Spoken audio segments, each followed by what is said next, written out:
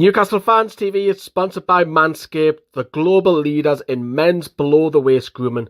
Manscaped offers precision-engineered tools for your family jewels and is now available in the US of A, Canada, the UK, Australia, New Zealand and in the EU. We have an exclusive offer for our subscribers. Use the code NFTV to get 20% off and free shipping at manscaped.com. Join the movement and the other 2 million men who trust Manscaped. Did you know one bloke every hour, every day is diagnosed with testicular cancer? So this is a reminder to all of the men listening. Check yourself before you wreck yourself. Manscaped, in addition to providing the right tools and solutions for safe and easy manscaping, has partnered with the Testicular Cancer Society to spread awareness for men's health and early cancer detection. Together, TCS and Manscaped are committed to raising awareness for the most common form of cancer in men aged between 15 to 35 and giving support for fighters, survivors and families impacted by testicular cancer as part of their We Save Balls initiative. While you're down there cleaning up your sack, why not go ahead and give them a little pretty investigation for lumps, changes in any size or any pain? I think we can all agree it's pretty fun playing with your balls anyway. Hey. Manscaped recommends you check yourself once a month. If you do feel any lumps or any swelling, give your doctor a call. In addition to checking yourself regularly, we want to make sure that your sack is looking fresh and clean with Manscaped Perfect Package 3.0. Inside the Perfect Package, you'll find all the products and liquid formulations that have been developed to turn your bathroom into a saloon for your balls. All liquid formulations use only the best ingredients. Some of these liquid tools do include the Crop Preserver, is an anti-chafing deodorant for your balls. The Crop Reviver, a spray-on ball toner and refreshener. The Perfect Package 3.0 also includes anti-chafing performance boxers that keep your package cool and feeling fresh. Join the Manscaped movement and start taking care of your balls today.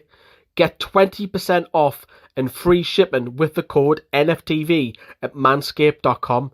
Always use the right tools for the job. So in the description below, get 20% off, free shipping with our code NFTV over at manscaped.com. That's a whopping 20% off anything and free shipping using the code NFTV at manscaped.com. Your balls will thank you.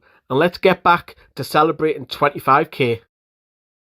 Yes, hello everyone. How are you doing? Is all right? Welcome to the live watch along for the final time this season. It has been a long season. A lot of upset during the season.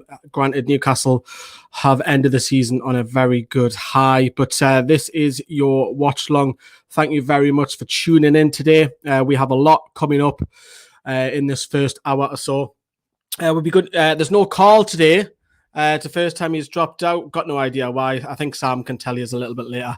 But we're going to be joined by Steve in about 25 minutes or so. So he's going to be coming in with Brandon and Sam. But in the first hour, we're going to be talking about the last game.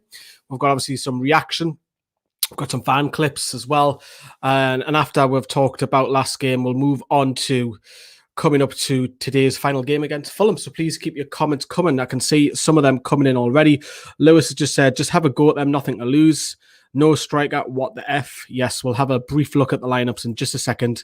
Lee must be getting paid a lot to do this. Not Lee, we as NFTV. Lewis says, you all right, Lee? Yes, I am really, really well. Thank you very much. So I think we'll have a little spy first at the lineups. And obviously when the lads start coming in a little bit later, we'll talk about it a bit more in depth. So here is the Newcastle United lineup. There was some doubts about Dubravka, but he makes it. Same back five with Jacob Murphy on the right wing back slot. Matt Ritchie's on the other side on the left. And then you've got the three centre backs of Emil Kraft, Federico Fernandez, Paul Dummett. And then in midfield, you've got Jonjo Shelvey, who we're not sure yet if it's going to be Sean alongside him or Joe Willock, who's got the license to go forward. I'll probably think it'll be Joe Willock, considering he's scoring all the goals. Miggy will be trying to help Alan Saint-Maximin up top. So, yeah, we've got no strikers on the pitch. However, we do have 2 on the bench. What gives? So on the bench, you've got Mark Gillespie, Kieran Clark, Matty Longstaff. We've got to get Matty some minutes today. Fabian Shea back from his suspension. Andy Carroll, Dwight Gale, Jamal Lewis, Jeff Hendrick, and Javier Manquillo. So that is the Newcastle United lineup. Let's have a look if Fulham should have their lineup by now, considering it's a few minutes past 3 now. It'll be interesting to see if they've gone. Is this ever going to load? Yeah, we're gone. Our last selection, if it decides to load, there you go. I'll make that bigger so you can all see it. Obviously, the one you want to look out is Lookman. I think he's a great talent. I wouldn't mind him at Newcastle next season as an alternative to rotate with Miggy. But they've changed the goalkeeper. Rodak is in goal. Tete will play it right. Tim Reen, the US international. And then you've got Bobby Decora Reed will probably play on the right. You've got Tosin Adebayo, if I said that right. He plays the centre-back. Ivan Caballero, Lookman, Joe Bryan, who'll play left-back. Josh Onima, Andre Frank Anguissa, who a lot of people do like. And then you've got the young talent, Fabio Carvalho, which we talked about him in the preview.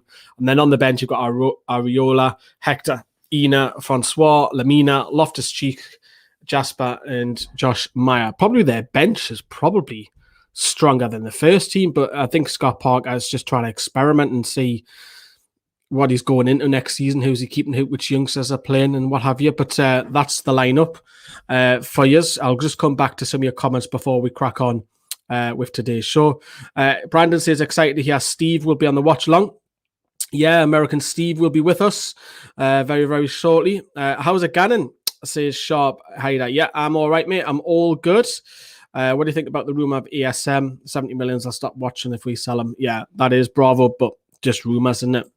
Jamaican Murphy says Hippie as well. Aiden goes on to say, thought that Maxi wasn't able to play when he was injured. Looks like he's going to be playing, mate. Afternoonly easy 3-0. 3-0 easy win. Hope you're keeping well, mate. I am. And Ollie, member of ours, goes on to say, no out-and-out striker. Spot on. Ryan says he doesn't mind the lineup. And King Football goes on to say, I just want us to go out all. Let's have some fun today. 3-0 to Toon. Chris, another member, ASM at Chelsea, 70 million release clause, allegedly. And false number 9, we'll just have to dust ourselves down and it doesn't work out. Laughing face. Mind, it's a strong team. We have to go out. We have to go out and play Fulham for our next team next year. Right. Okay, then. So thank you very much. Keep your comments coming because we'll be reading all them. Let's get cracking with the build up towards it. And of course, going to talk about, before we talk about the reaction to Bruce and the Boos and what have you, we're going to just hear what the fans said about the 1-0 win over Sheffield United the other day. It would kind of throw me off if he didn't, because while he is an Arsenal player, that's fair. He's benefited this club at the time that he's been here. If you think about it, he isn't scoring goals for Arsenal, and we're giving him a salute. It's because we're saluting him because of what he's done at Newcastle for the goals, the important goals, and the performances he's put in. I actually think that kind of deserves a little bit more admiration, because it's like because honestly his heart is probably in Arsenal. Like, his heart is probably like, I want to make the Arsenal squad. So it's kind of different when you go to a different team and you're like, I'm a professional and all that, but I don't know. He hasn't really put a foot wrong. Honestly, he's been for right now, for what he's done for Newcastle, we wouldn't be in the position we'd be in without him. Definitely. I think the first half, I was going to watch a bit of Proudlock's video before, and I'm sure it's something to do with Shelby being on his own in midfield in the first half. It was diabolical, the first half. Every time we got the ball out the back four, we had one man in midfield. So I think it was a sign of things to come. There was Hollywood passes all over the place that weren't coming off. But luckily we've got to win. I'd like to think that's what it was. I'd like to think. I'd hate to see Martin Dupraka miss Euros because he stayed on for a few minutes, but I seriously don't think that he was in any risk of serious injury tonight, staying on. I think today we're half expecting him to get a couple of goals. I was. We thought we were going to dominate the game. I think one thing you've got to worry about is so many injuries today. I mean, this might be just me, but if Dubravka's really got an injury, is he really going to risk staying on if he's going to miss the Euros? If you're Dubravka and you've got a twinge in your hamstring, are you gonna genuinely stay on for the sake of 8 minutes when you've got another sub? When there's nothing to play for anymore. I think it's clock timing. There was a lot of it going on tonight. You're right. I really hope you're right, because I know how much Martin Dubravka want to make the Euros. And a lot of that game, it was a bit of a ball fest at times. I must say, I thought towards the end we started to really tire out. You could tell we started to really run out of gas, and we did let Sheffield United come out with the only thing they just didn't do was put the ball in the back of the net. They could have on a couple of occasions. I mean, McGoldrick, I think, had 2 great opportunities, but I think that's just been Sheffield United's downfall all season, just the lack of goals.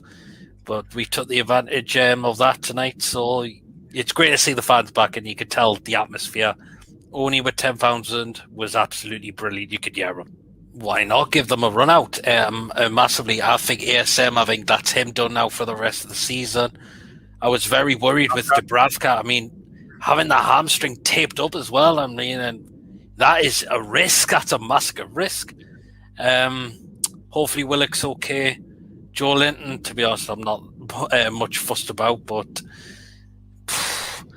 yeah, but I just wondered. But that's been another thing of our problem. All these injuries we've picked up all season as well. Yeah, it wasn't too bad, was it? Like, I was expecting a bit more from us, but yeah, I think overall, the table doesn't lie. I think Sheffield being in 20th and us being in 15th at the moment, you saw the quality of the game. I was expecting a little bit of back and forth. I wasn't expecting it to be an easy game by any means, because we struggle with those games at the bottom of the table historically, don't we? Everyone around us we struggle with, and then go and beat someone like Chelsea or Spurs, don't we? So I wasn't expecting it to be easy by any means, but just happy that we got the result in the end. Bit emotional at times, wasn't it, to be honest, to see everyone. I think when Willock scored and you saw all the fans going mental in the stadium, it's like invasion. It's the light at the end of the tunnel, really, isn't it? For the year, and it's just been a long year probably for everyone. So, it's just nice to have a bit of that back. Definitely over the last few weeks, I felt the most hopeful in a long time to be a Newcastle fan, and definitely probably for the first time under Bruce, I'd say, because up until this point, he hasn't really shown us anything to scream and shout about, has he? So, it's not. I know he likes to play the victim, doesn't he? But he hasn't given us anything to scream and shout about. So when he's got ASM firing on all cylinders, and when he's got Joe Willock scoring 6 in 6, and really galvanising that midfield, then we've got something to sort of talk about for everyone. That's what every fan wants. And think as well that if you're not competing for titles and if you're not competing for cups like we are, you want to look hopeful to the future, and that's all that you can hold on for, really, if you're a fan at the bottom of the table. So having those sort of young prospects coming through, having players I know he didn't get a game today, but Matty Longstaff and those players are so pivotal for us to keep at the club and to try and further Newcastle United up the table. Like I was saying, I just came back from the stadium, and the atmosphere was absolutely brilliant, in my opinion. Was it? Yeah, I was in between Easter and Gallagher, and I heard everything. Maybe it's at the start of the game, but that was it. I only heard it once. I couldn't be asked to go over and just give them stick. I know. I just wanted to be a fan and just do it for the players and applaud them as well. For what fair play to you, mate. Because I'm sick. I know what Bruce has done this season. He's not good enough for this club, but I just want to see the players do well. I don't want to give Bruce stick at the minute while we are just coming back in. It's only the start of it. That's the only thing. Well, first and foremost, it was just fantastic having the TV on and seeing the fans back. I didn't get a chance to hear much of it because I must confess I had them on mute while I was watching you guys, so it was kind of appreciate that. But no, listen, just seeing it was incredible, and I did when Joe Willock scored, to see the 10,000 there, but cheering it was fantastic. And to be fair, I actually think it helped the Sheffield United goalkeeper having our fans in there bizarrely, because I mean, that save for John Joe Shelby was incredible. That's the kind of save that is, you know, world class. And I think he just about broke his ribs doing it. So, but overall, decent result. We probably should have had more than one goal, particularly in the first half, and the dancing feet of Saint-Maximin. I'm sure he was auditioning for Strictly or something.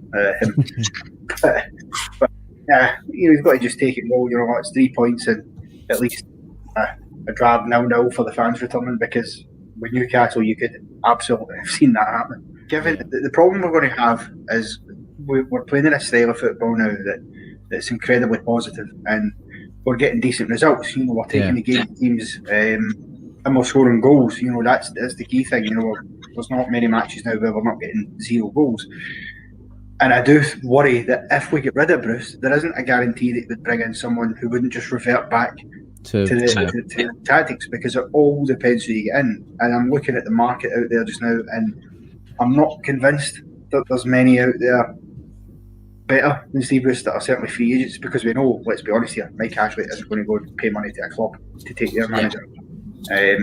So I think I would give him a bit more time on that basis, but I think you always have to have one eye on the market and who's coming in, because if we do revert back at the start of next season with whatever the squad looks like, it's going to be another long whole season, as they say. But if we can play like this, then I actually think, and I might be wrong, but I do think he has a chance.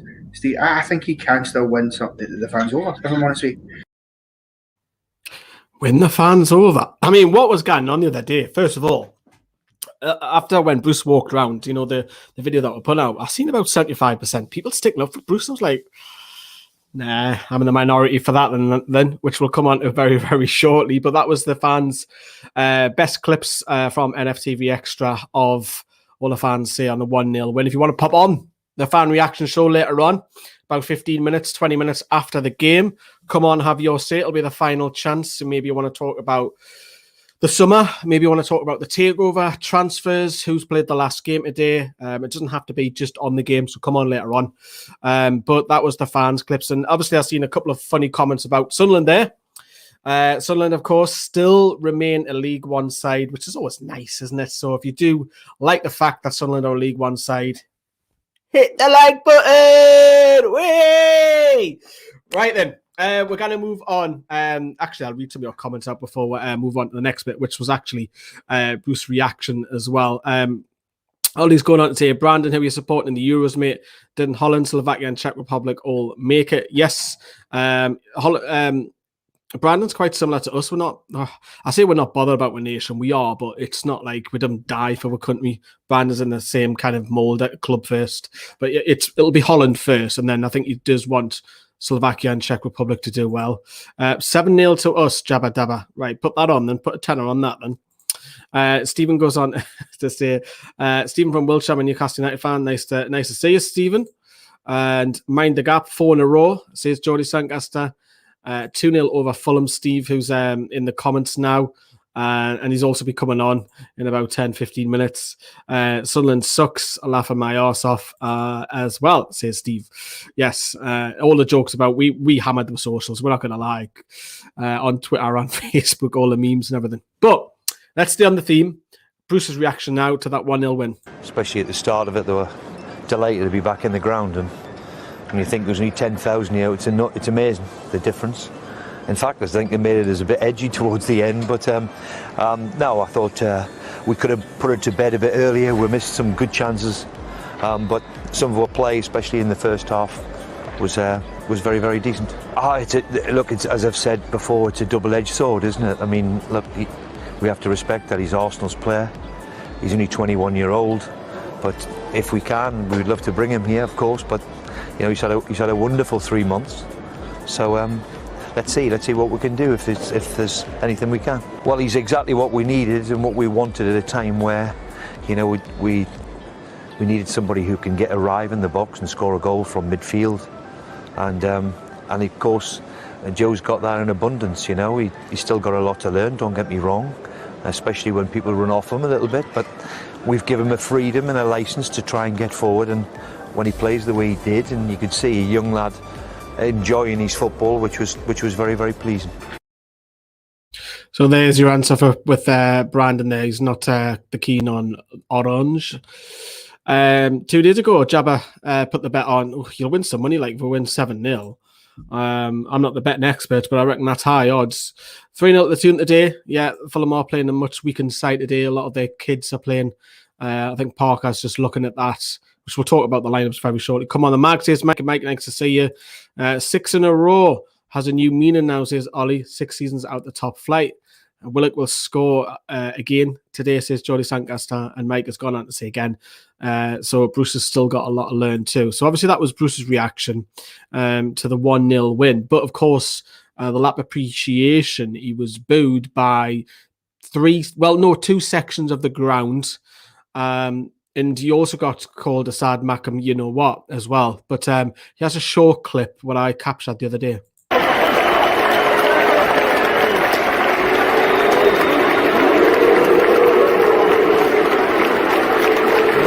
Bruce is getting the booze.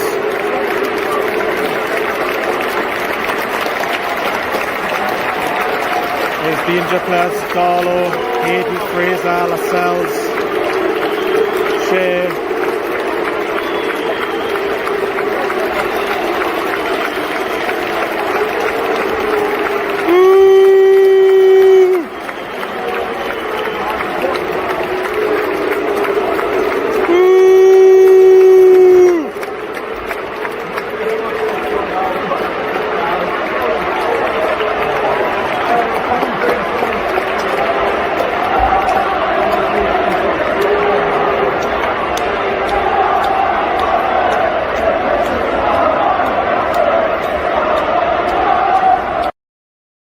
So that was the clip I recorded, and I actually did boo. I'm not going to lie, I booed twice there in the clip, and I won't back down from that.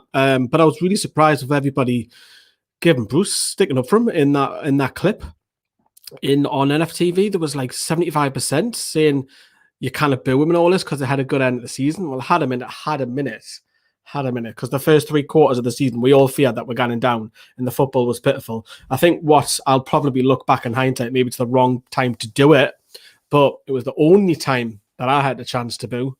I'm not going to have another time, possibly next season, in August when we've got more in, but that was the one chance that fans had. I didn't sing the Sunderland song, but I did boo him twice, and I will say that, and I'm not going to back down from that. But I was really surprised the amount of people that were backing him, considering how many Newcastle fans wanted him out. I was actually shocked. I was really, really shocked. Have a look at the comments on that clip, on the video, the full video of the lap appreciation. I was like, wow, these cannot be Newcastle fans, surely. Cannot be. So Johnny asked me, was it right to boo Steve Bruce? Do you know what though, Lee? Do you not give him credit for actually fronting up and actually going around? Because I remember one season where it was under Alan Pardew's era where he didn't go around and he didn't front it up, and he just let everybody else take the flak. Do you not give him credit for just going, do you know what?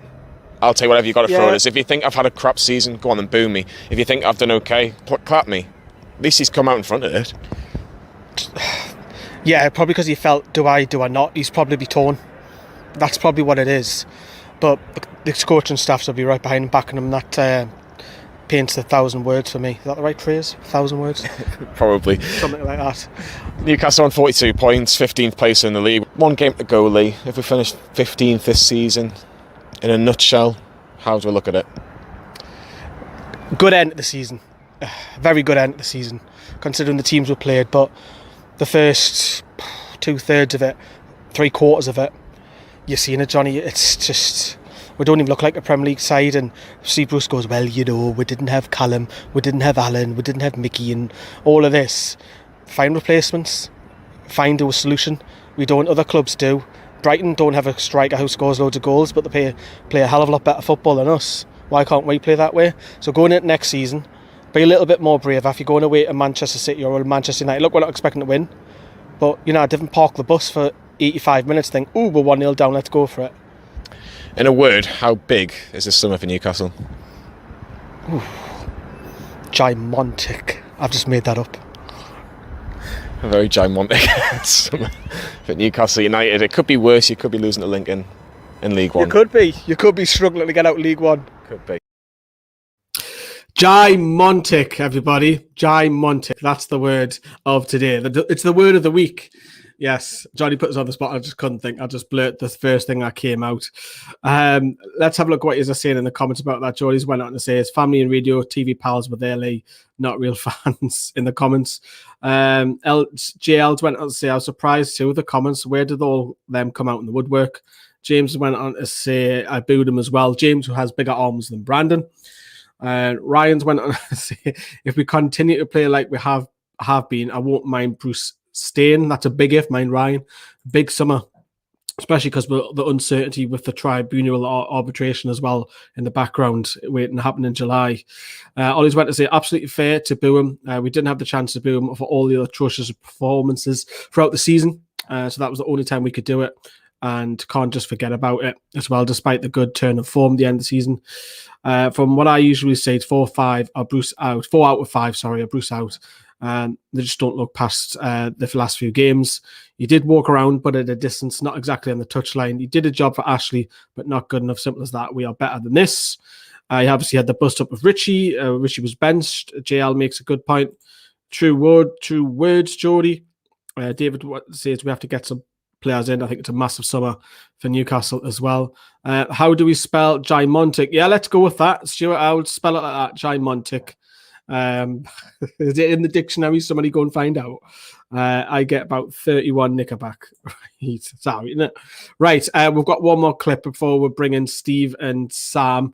We're going to ask Adam, what was the atmosphere? What was it like being at St. James's Park the other day? What was it like? You got through the turnstile, you put your ticket in, and you're walking into the ground. How was it for you? It was just brilliant to be honest, mate. It's been January 2020 since last time I went. I missed the last board draw against Burnley, so just good to see people again, good to see people in pubs, just kicking around the city. It was just a good atmosphere, just good to get in there. Football, different story, but I think we all expected that. No, just a pleasure to be back. Just great for the city, and just mint, good crack. People will be asking, what was it like inside when you have fans a couple of seats apart, depending on what bubble you were in? Yeah. I found it surreal to start with because it was just fans were cheering, fans were trying to chant and get songs going, and then the football started, and it was obviously a bit. I'm not going to say disappointing because we won the game, but it was tough to watch at times. But how did you find it? Because you were near the strawberry corner, weren't you, Adam? Yeah, it was very much like a cup game. So anyone who's been to a full Premier League game and then been to a cup game, and the atmosphere is kind of not the same. But started off well. You could tell people good to be back. It was a pleasant atmosphere. I know there's a lot of fans out there wanted a lot of. We've had in the channel get on Bruce's back. There wasn't much of that. So that'll disappoint a lot of people, but not to start with. We'll talk about the lap of appreciation later. Yeah. So the fans were getting behind the team, and you could tell everyone was just glad to be back in the stadium. I say the football didn't help the atmosphere. I don't think it did. I think you could tell.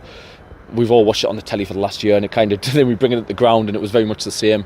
Just a bit flat, but yeah, you've got to enjoy it. Just good to be back. It's one of them ones. If you go and boo them, you look like hypocrites. You look like you're being too critical, and you've just won a game. We finished the season strongly. I can see why fans want to hound them out. I do. I get it. I can see why fans who haven't been in the ground would be frustrated, but also who have been for not getting too vocal about it. But if you were in the ground, it wasn't that type of atmosphere. It really wasn't. It wasn't the type of atmosphere to get on Bruce's back. Look, under Mike Ashley. Who else does people want? I don't want Steve Bruce at the club, but I don't want Mike Ashley foremost. He's the main issue with the club. We've got to build on it this summer as best we can. Bruce did get booed toward like as he was walking around, he was walking around by himself, which I found strange. Very lonely figure in the middle. He probably would have hurt him, but what does he expect? I don't know what more the fans could have done. I don't think it would have been right to go in and just hound Steve Bruce for 90 minutes, but I can understand why fans want us to, but I thought the fans behaved appropriately today and got behind the lads. Yeah, so I'll just fix that camera angles around. There we go. Looks a bit better now. So Jody Tancaster, smash that like button if you are watching. That'll be fantastic. Final game of a long season. I'm joined by Mr. Mulliner, and for the first time, for the watch along, the full watch along. Be interesting see how Steve gets on. Steve, how are you? Bit nervous. Hopefully, I don't go off too many other tangents about. No, please do. I don't know. I'm excited though. I'm excited. I barely got any sleep last night, but I'm excited, nervous, but it is what it is. You're nothing to be nervous about. We ended up talking about freaking curry and stuff by the end of it. I'm expecting us to go out with a whimper today, so tangents will probably be welcomed. There's my mascot in the background, ready. Wow. Come on, girl. Black and white.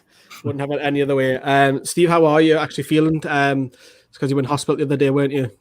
Yeah, I at work at like 12 o'clock, like an hour into my shift at my pizza delivery job. I got home from a delivery and I felt nauseous and queasy, and I went to the bathroom for like 20 minutes and just spat up septum with blood. So basically saliva and mucus. And yeah, I had to wait 3 hours to get a hospital room because COVID. So, but I might have Lyme disease. So it is what it is. But so, I mean, the English answer to that question would have been, yeah, fine. Tangents, man. I say the Americans are soft like Sam. No, not at all. Not at all. It's just, I don't know. I'm intrigued. Well, that's what it is. Thanks for sharing. Yeah, let's hope it's not too bad for you, Steve. Mr. Mulliner, how are you? Broadly fine. Yeah. Well, as you can tell, I'm using the old mic because my Yeti has decided not to work, which is great. Oh, money well spent. I know the USB slot. It's just snapped at the end, so I'm going to have to contact them. So I'm borrowing Sam's mic today. But yes, I'll be on the. Just literally found out 2 minutes before streaming. I was like, "Oh, you're joking me!" Just the USB slot. It's snapped. But anyhow, just have it tough. And I'll have to get a replacement because I'm still got the warranty on it. But so the lads have joined us, hoping for a win, says Graham, but given up predicting with any confidence. Sam, I'll come back to you because when we finished up the videos the other night with Sheffield United, I was like with Adam, how do I preview this game? Because it's like it's sitting there. It's like it's in the way. It's like, oh, let's just get the season over and done with. And I was like, we don't know what type of side Fulham are going to put out. Because I was saying, Adam, is it going to be a lot of the kids? And they are putting the kids out. It's like, does Steve Bruce chuck in a couple of kids, or does he go with the full strength? I think Bruce is trying to go with the full strength as best he can. Which, having said that, though, he hasn't even got a striker on the pitch. But yeah, do you just want this over and done with? Yes and no. We're a sucker for punishment, aren't we? So we always prefer it when the season's on. But I find it absolutely staggering that we've not got a striker on. I mean, you're supposedly offering a new 3-year deal to Dwight Gale, and then you don't play him when there's no Callum Wilson and no Joe Linton. You'd rather stick an extra midfielder in there and push Almiron up to number 10 with no recognised striker. I mean, should be full of pace on the counter attack. Willock supporting the front two. No real focal point up there though, which I think could damage us. It tells you all you need to know about Carroll and Gale. Very, very odd, very peculiar. But I've just got a funny feeling. I mean, like last time we played there with the 4-0 win under Rafa aside, we've got a horrendous record at Craven Cottage. Yeah, except from the 4-0 win, which was Rafa's last game. Yeah, I would agree. I can't remember another win off the top of your head, like straight away, can you? No. But in the positive news, Steve, you've seen Sunderland go down. Well, I say go down, stay down, which was fantastic yesterday. Yeah, we both stayed in our leagues. Mission accomplished, I guess. So, it is what it is. Fantastic. I love it. Frankie, very funny. Very, very funny. It was, yeah. Especially the Lincoln lad doing the Shira celebration as well. That was just a kick in the teeth, wasn't it? Frankie, how are you, mate? I hope you are good. Thank you for obviously continuing to be a member. If you want to be a member, Steve's a member as well. Join button down there. There's a promo video which you can watch and see what it's all about. It's good crack and you get some exclusive videos. I mean, we're saving Steve money today as well because he's on the stream. He can't be clicking super chats. You could still do it. I got a lot of ways, Sam. Don't underestimate me, bro. Don't underestimate me. So you just hijacked an Apple shop on your way home from hospital the other day? No, actually, I wish, but yeah, Apple products are a little bit tad expensive. Right, let's change the layout. We're going to look at the lineup. Brandon, I can see in the background, mate, but I've literally just got Stephen board for this chat, so you can go and chill for 15 minutes or so. Let's begin. We'll have a look at. He'll be watching the F1 anyway. I know. Try not to tell us, Brandon, because I want to watch it later on. I just want to bring up the league table first. Actually, we'll do that because Newcastle could. I don't think we'll finish 12th. I know we can finish level on points, but the goal difference is a 3 way swing. Realistically, are Newcastle playing for 13th, Steve? I don't see why. I don't see why not. So what? We're at 42. Yeah, I mean, because Crystal Palace play. Who did they play? Shoot. Pass. No idea. Liverpool. I don't think they're getting anything out of. Actually, no. Yeah, they actually, are. No. If I had to pick an upset today, I think it's Crystal Palace over Liverpool because the past few years they've actually not done that bad at Anfield. They had like a 1 point. They had a winning streak at Anfield, so I think we'll end up probably 14. Haven't said that though. Southampton and Wolves are playing. Yeah, a 3-goal swing isn't a lot. Between us and Wolves. Yeah, if we win and Wolves lose, that a 3-goal swing is neither here or there. Yeah, so I'll take back what I've said because we've scored more goals. So yeah, goes to show how crucial Raul Jimenez is for Wolves, and it's obviously Nuno's last game in charge for Wolverhampton today as well. I don't know. It could. It was like when it was our first season back in the Prem, and we kind of nicked 10th on the last day. Yeah, we could maybe nick 12th today, but that's mad, man. Sorry, Sam, that's mad if we finish 12th after the season that we've had for 3/4 of it has been shit. Yeah, a lot of mistakes have been made this season, but we've got away with it thanks to Callum Wilson and Alan Saint-Maximin, let's face it. And in the main, in the early part of the season, Carl Darlow, we shouldn't forget his efforts this season. Yeah, I mean, it'd be nice to finish 12th. You want to finish as high as possible, of course you do, and to finish ahead of an ambitious club like Wolves and Southampton, who were top of the league when they beat us at St Mary's. I was going to say the Dell again then. It shows my age. It's turned out okay, hasn't it? But I don't know. We shall see. We shall see. Yeah, we could finish as low as 17th, as high as 12th. So although it's a bit of a dead rubber for both teams, there's still 5 or 6 places where Newcastle could finish. Bruce will want to beat last season's target, though, because, I mean, if you remember when you and Johnny Lee were sat in the pub in Wakefield at the start of the season, and it was the day we'd signed Wilson and Lewis, and Fraser was just about to sign as well. And if I'd have said to you, we're going to finish with more points than we did last season, you'd go, yeah, I should bloody well think so. So I think it's a bit. I think we need to be winning this game and finishing with more points than we did last season because money's been spent, and we can't always say that with Newcastle. Can it, Steve? How do you see the season? It's been terrible. Again, we stick around with Bruce, and we get we finish in the relegation zone. 12th. If we get 12th. Or whatever, that's only gonna paper over the cracks, to be honest, because Bruce is statistically the worst Premier League manager of all time. He's not a good enough manager, but Mike Ashley will make the revenue that he needs by just staying up in the division if he puts down more money for bigger signings and stuff. And he gets in a European place, that's just not worth the financial risk for him or whatever. But, with Wolves, Wolves have declined. Everton. So, Everton have had a better season, but I don't know. I just, it is what it is. If you probably look at that table, 12 downwards have all had a poor season. Yeah. Because Villa have had a good season, finishing 11th. They might finish in the top 10 yet. So Villa got screwed because Grealish was out for, 2-3 months? Yeah, Villa were looking like they could really challenge for Europe and kind of do what West Ham were doing at one point. But as Steve rightly says, when Grealish got injured, it all went tits up. Yeah. Right, then that's the league table. Let's get on to the opposition. I'm not going to lie, I didn't know who the goalkeeper is. I don't know much about him.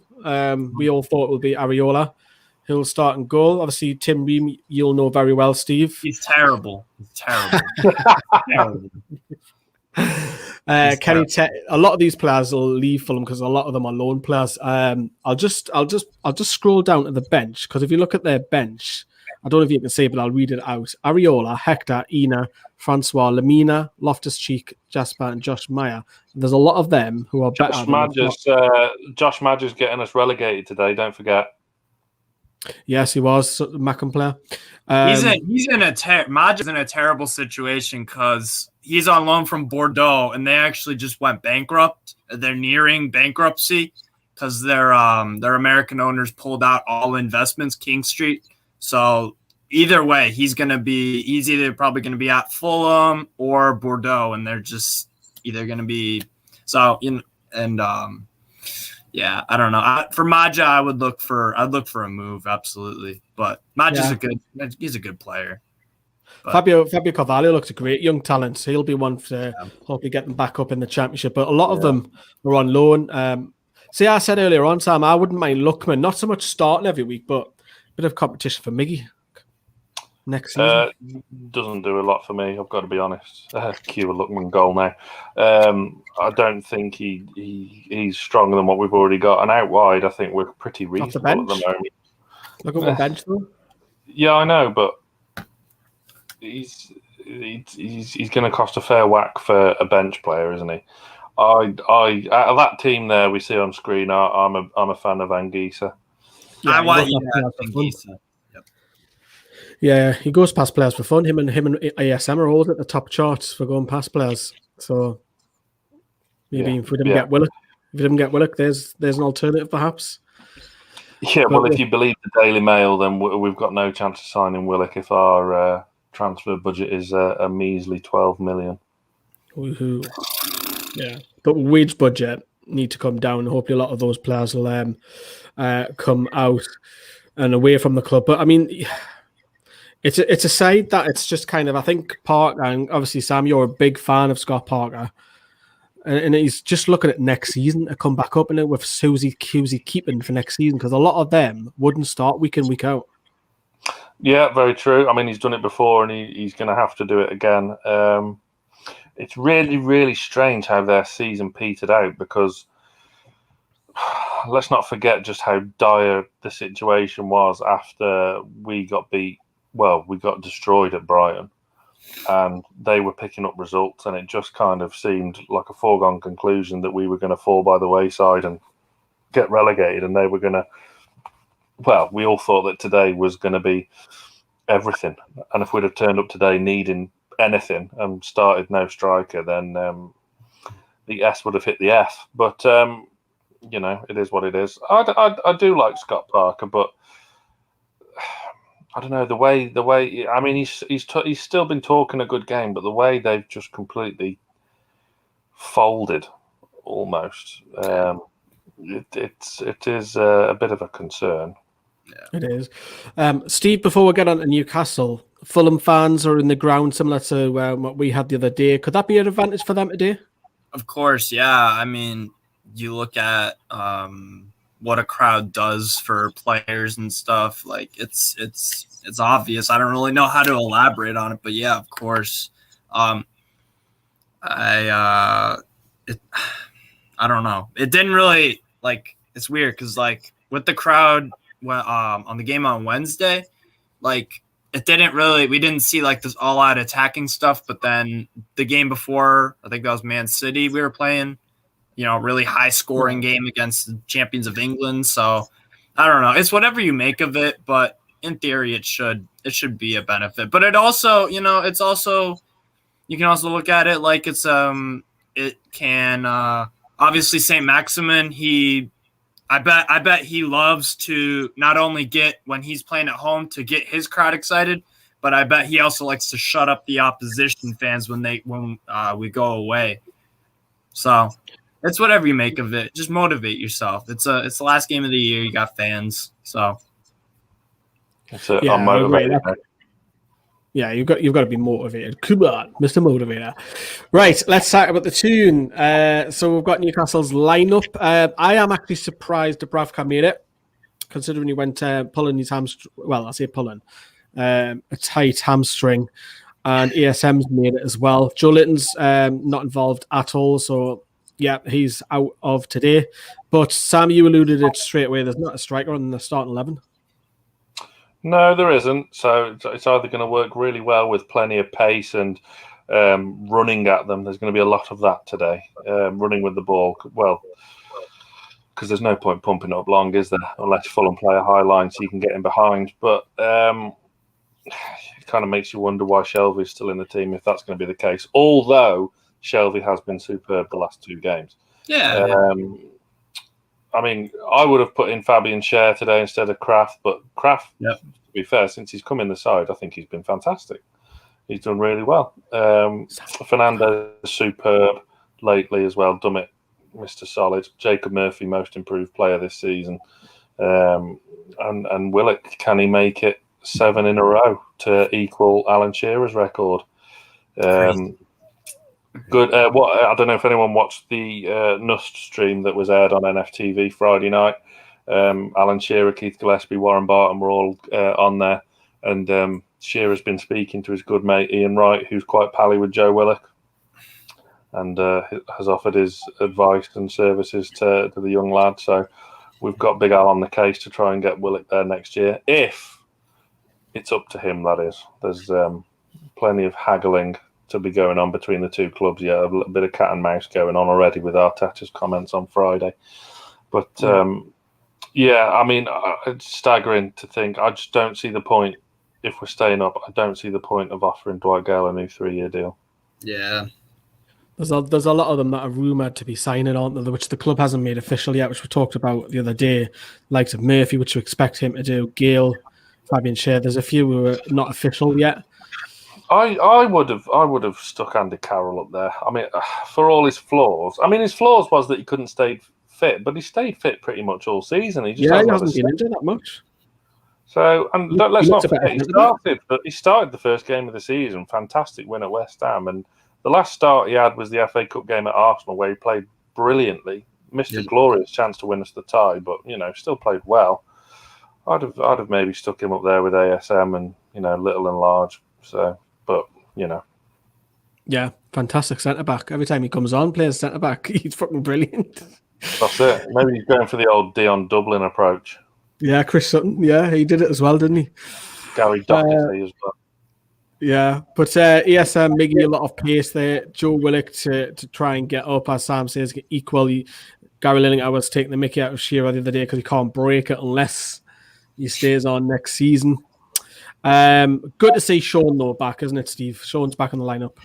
Yeah. I'm just glad one of the long stats finally got in. And they're both, both of them are in the squad, one starting, one on the bench. So that's good at least. And I was also just going to say about the front two, I honestly don't mind because we all have seen throughout this year that Miggy Almiron, he needs to be in an advanced role. He just isn't as good as in a center midfield position. So I know we don't really have a true striker, but ASM, he's I gotta watch what I say, but Mbappe can play left wing, striker, right wing. I think he's a poor man's Mbappe. He can. I think he has the skill set to be a possible striker when we need one. So I'm not too upset about the front two, I guess, but Yeah, I've always said about ESM, he needs double figures if he's ever going to be a top player. Yeah. 10 goals, 10 assists. Yeah. Yeah. And then obviously with Sean, do we expect Sean to sit alongside John Joe, Sam, and allow Willock to bomb on? Well, if he's coming in to kind of play the Miggy role, you'd hope that he's got license to get forward for a change. This role that John Joe's doing at the moment actually quite suits him at this stage. Sitting in front of the back and pinging the balls around to Richie and Murphy on the wing. I want to see Sean get forward. That's this, you know, we always got told that he's a number 10, so let's see him get forward and show what he can do going forward. He's got Willock up there with him, and Shelby can hold the fort, and let's see him give it a go. I don't know. It's just kind of with the last game of the season and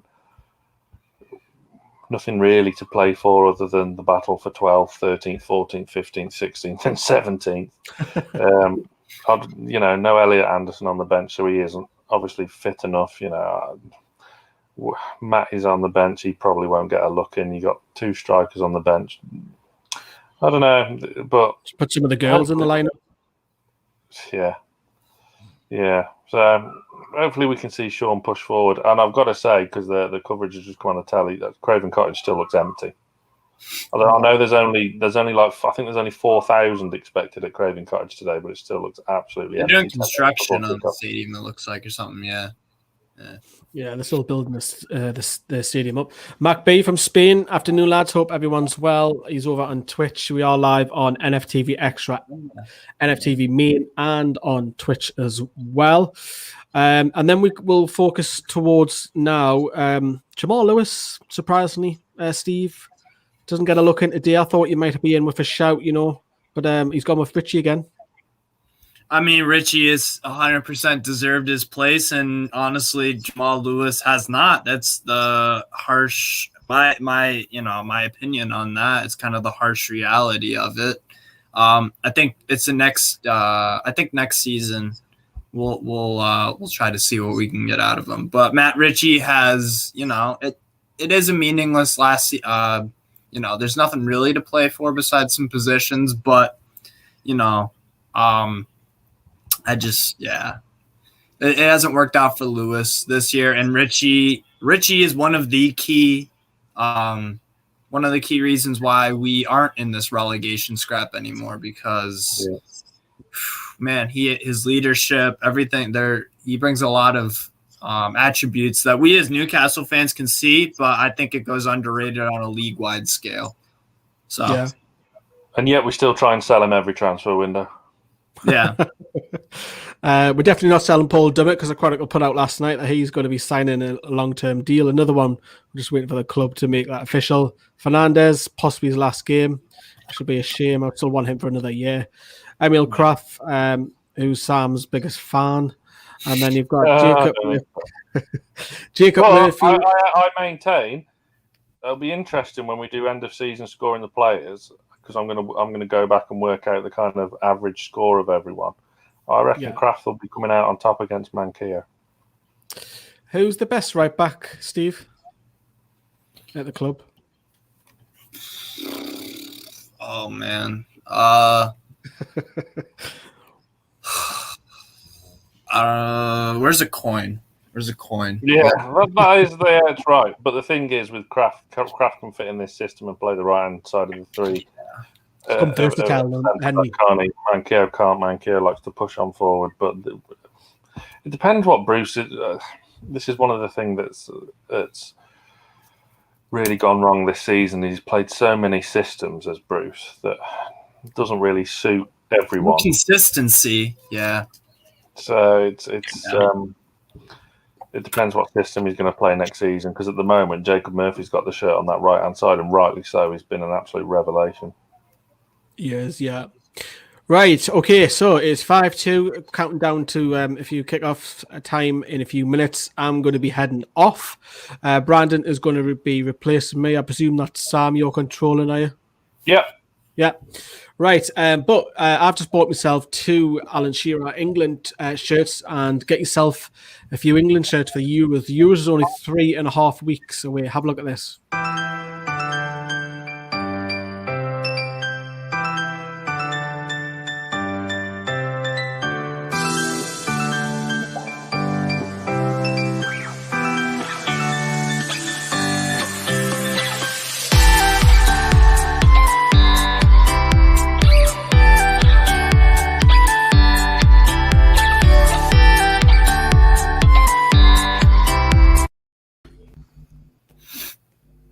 Hey, what's up, Brandon? How you guys doing? We're back. As Steve Bruce trudges across the Craven Cottage pitch. Brandon, how are we? Doing okay. Max Verstappen won in Monaco Grand Prix, so that's pretty Brilliant. good. We had people in the comments saying, please don't reveal that because they had it on record later. So thanks for the spoiler alert warning. No worries. I think your microphone's not on properly as well, Brandon. Brandon! You had one job. One job. You can hear me or no? Yeah, I can hear you now. Yeah, fine. Right. Drawing 0-0. Yes, Lee, I was about to do that. Honestly. So, no Carl today. For the first time, we're doing a watch-along without Carl, and it's the last game of the season. I don't know. So, for every time I'm on the watch-along, I like to start a text topic for the comments. So, I think moment of the season followed by a score prediction in the comments, and hit that like button as well. Brandon, did you see the Lincoln-Sunderland game yesterday? Because it was very funny. I haven't watched it, but I've been following along, and I've been part of sharing some Sunderland memes along the way. So, But yeah, it was great banter. Really, it absolutely was. I mean, I've got a bet. I had a bet. So every year with the playoffs, League One, League Two, Championship, I like to kind of pick the winners and do a tricksy bet, which means you need 2 out of 3, and if you get 2, you win a little bit, and if you get 3, happy days. So a couple of years ago, I got 2. This season, I've gone for Lincoln, happy days, Swansea, happy days, and Newport County. So, barring a disaster tonight, with Newport County 2-0 up after the first leg, all 3 of my selections should be in the playoff final. So, got a chance. Got a chance. Exactly. You got to be in it to win it. You got to be in it to win it. So, hopefully, who was the guy in the comments earlier that put on that they've had 7-0 to Newcastle today? Optimistic, but fingers crossed. Anything's possible with that freaking fraud Tim Ream. He's terrible. Well, I have to say though, each Newcastle's last 5 season-ending matches were all featured 3+ goals. So I figure it will be a 4-1. Also, like 2018 to 2019, we played them, was 4-0. So I give some credit to Fulham and just say 4-1. I'll go, 2-0. Probably Lookman's going to score for Fulham. As he scored. Okay, I've just got a bad feeling that we're going to lose today. Sorry. Yeah, but, really? Yeah, I mean, apart from that 4-0, as I was saying on the build-up, our record at Craven Cottage is horrendous. I think, to my mind, I can only remember us winning once there, other than Rafa's last game. I seem to remember Joey Barton scoring a penalty in a 1-0 win. Interesting, Ollie. Sky saying that it's Willett up front with ASM. I mean, if they want to get him a goal, then that's the place to put him, I suppose.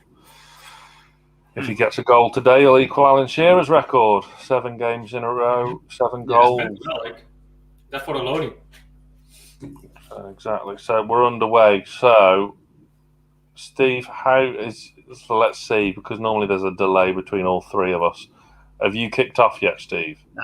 No, it's on the shot of Fabio Carvalho right now. I'm also still need. They're probably taking knee now. Yeah, they're taking knee now at mine. I'm not even at knee BS yet. Ugh. Okay. Well, I'll try and keep po-faced as I normally do. I do a really good job of not reacting to Newcastle goals. Really good job. Early moments. Early moments. Not a lot's happening. So do you think we're going to finish 12th today, then, Brandon? Depending on the other results of the other teams, it's likely, yeah. I got 14th. I got 14th. Okay. I think Palace are going to do. I think Palace are going to win 2-1 against Liverpool. Honest to God. Like I said earlier, Palace past few years at Anfield, they get wins. Yeah, I've got to be honest. And if it's going to happen, it's going to happen when Liverpool are at their weakest in quite a while. So, I kind of hope Liverpool miss out because I just don't like Liverpool. I love the city, love going there every year in December to Aintree Racecourse, but the football team I cannot stand. So with that, the battle for top 4 places are kind of taking the headlines today, aren't they? So top 4, I don't think top 4 is changing. I think it's staying how it is. I hope Leicester get there. I think they deserve it. They've had they'll get it. I hope Liverpool will miss out on Champions League, the minimum. Yeah. Actually, I don't want them to play any European football. That's how much I like Liverpool, to be fair. Yeah. Although it could be quite funny that Chelsea could still end up with absolutely nothing this season. It's crazy. Yeah. Champions League final Saturday. Yeah.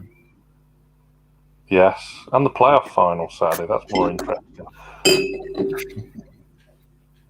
Oh, well done, Sean. Getting stuck in early. I'm at 1 minute 20. I'm exactly 1 minute ahead of you. I'm 1:45 now. That's annoying. Well, pay your bills. Or are you watching on? Are you watching it on a stream or are you watching it on TV? Watching it on it's on Peacock. It's a streaming. Yes, it's partnered with Comcast. So yeah. Sam, do you really just say to Steve to pay his bill when he's paying basically for our whole next season of NFTV? No, that's why I've stopped myself saying from because I nearly think I had to back up Steve there a little bit, Yeah, it's you, Brandon, that need to pay your bills. They just don't broadcast it here. I think it's weird that they put that Kenny Tete is playing in a center back. I see him. I've watched him at Lyon the past few years. He's always a right back. He's a right back. He played at Ajax as well as a right back. Yeah. Yep. Do you think it's a case of just Scott Parker kind of experimenting to see what he's got for next season? Tete's he's a decent defender. I don't know if he's this. I guess a right side center, but I don't know. They're playing 3-4-3, so you got to have Bobby in there as the right midfield. So I see what he's trying to do. It doesn't really matter, but I don't know. It's interesting. Well, Fulham have got an early corner now anyway. Cavaliero's going to take it. Is Mitrovic injured or anything? Because he's not even on the bench today, is he? He had a buttock injury. A what? A buttock. His arse? Fancy way of saying. Mm. Like his buttock is like the thing that if you fall on it badly, you can get blind, Yeah, I've heard of that, yeah. Well, Paul Mitrovic. All right. Oh, Peter Griffin's back in the comments again. Who knew Peter Griffin was a Toon fan? I always knew. The Fulham corner came to nothing. Wagner is probably a Sunderland fan. Who? Or the old ice cream guy who tries to get kids in the van. Herbert. Yeah, Herbert. The Durbert. Yeah. That's a free kick. Well, it does look like Miggy's in that midfield and Willock's slightly more advanced. But, we'll see. It's still only 5 minutes. Why not just play 5-2-3 then? I don't know. Because Miggy can, I don't know, Miggy left wing, ASM on the right, and then Willock in the middle, maybe a center forward. I don't know. But we'll see. Fulham's line is quite high, which will be music to the ears of ASM. But we'll see. As we've got to throw Mike Ashley, Lee's in the comments. Mike Ashley is at Craven Cottage. So we'll be giving Steve Bruce a big pat on the back after the game, no doubt. Give him a small bonus. Yeah. Mixed meat kebab, I've heard. Fair enough. Steve will be delighted. Steve Bruce, that is, not you, Steve. ASM's on the ball now for the first time in the game. Beats one man, beats two. Gets his shot away. Great save. at the far post. Newcastle win a corner. Rodak, the goalkeeper's protesting, saying he didn't save it. Chill out, mate. It was a good save. Give yourself some praise. Honestly. Okay, Leicester. Are you keeping an eye on the scores from around the ground, Steve? Yeah, I've got. So you can be our Chris Kamara for the day. Shit. What? You can be our Chris Kamara for the day. Yeah. Are you familiar with? Are you familiar with Cammy's work? No, I've never heard of that. What is that? It's basically a bit of a cretin, funny guy that keeps on top of the scores for Sky. As the corner comes to nothing, but it's come out to Sean Longstaff, deflected for another corner. 5-1 Inter. Jeez Louise.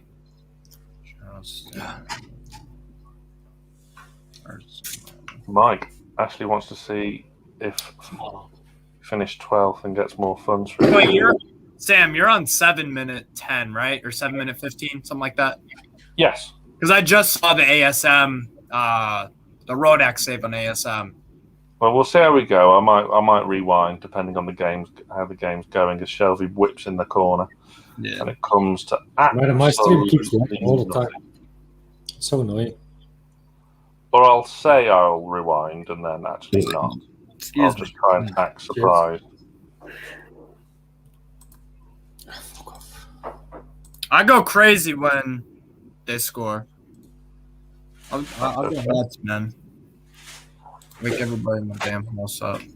Let it all hang out. Yeah. Frankie adding to my kind of Chris Kamara explanation there. Just kind of cool. Football Pundit reporter / former player and manager. He used to manage Bradford. Not very well though.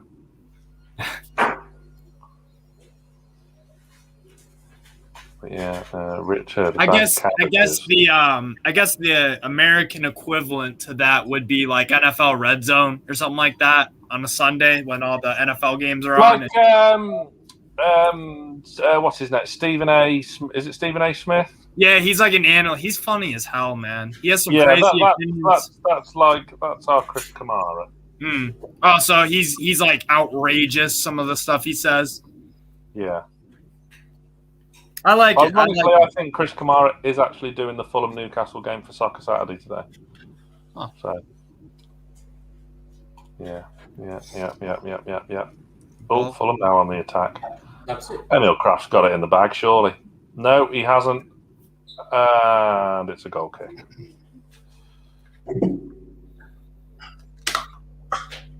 Come on. Yeah, red zone, Frankie. Yeah. Exactly.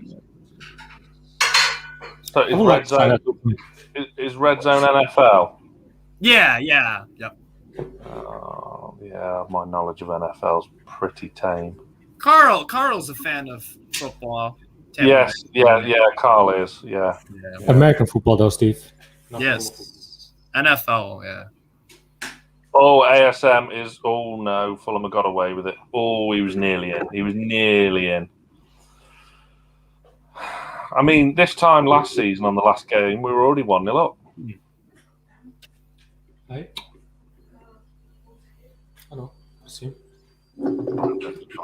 I swear, Fulham are playing with almost like a back two because Tete's on that right side and he's like creeping up a bit. So honestly, we could, and Tim Ream is slow as hell.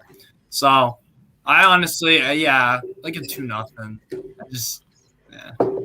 But hopefully it's fun. Okay.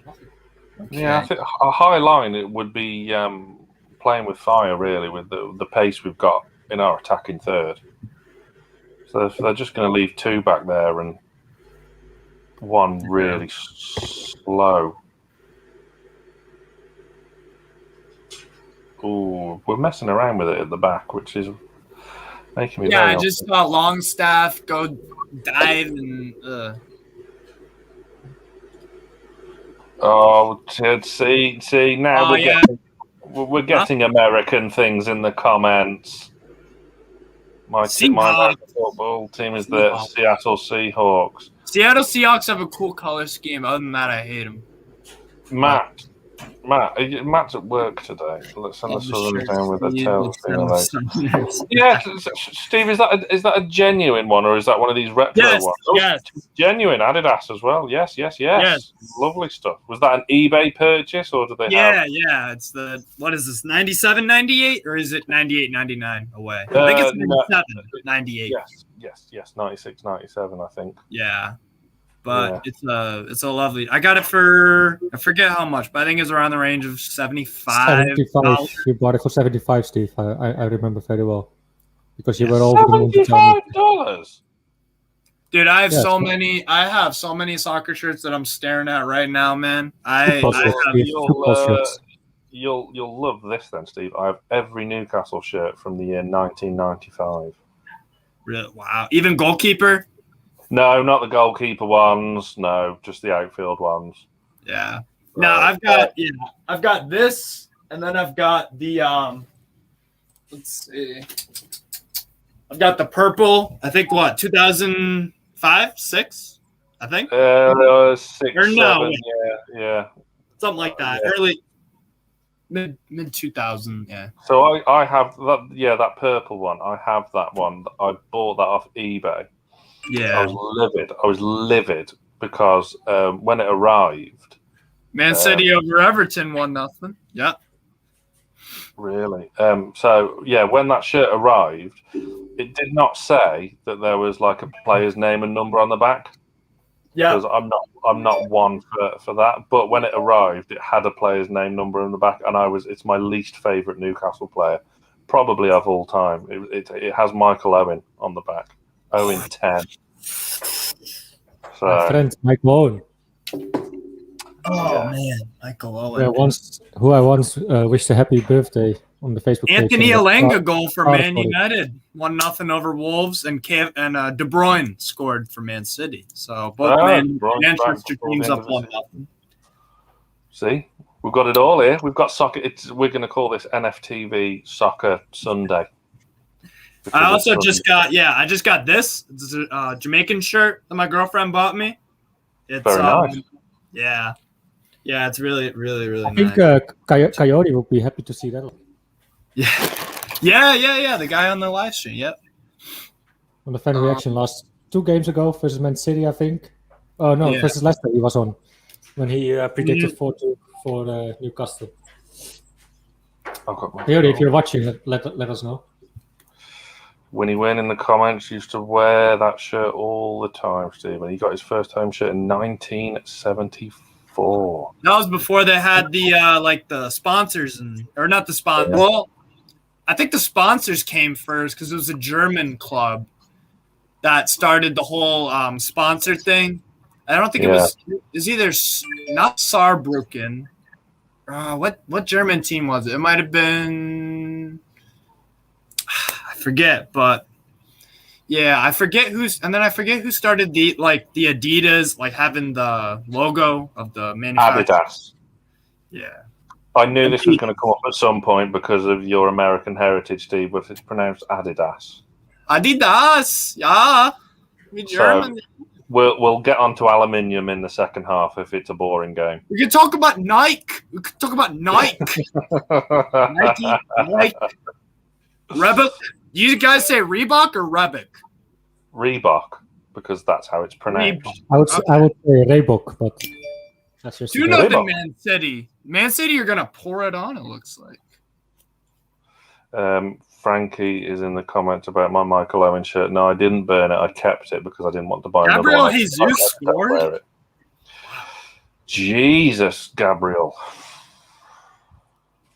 Yes, in fact, Steve. You wouldn't have been a member when about this time last year we put a video out of my Newcastle collection.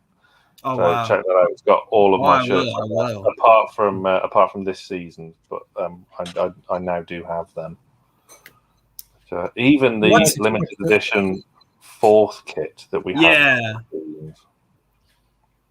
Do you guys have high expectations of the Castore shirts? No. Yes. Yes and no. Why not, Sam? I don't know. I'm a kind of traditionalist. I like my kind of traditional big sporting brand name, so I loved Adidas. I loved our Adidas kits. Yeah. Even Asics.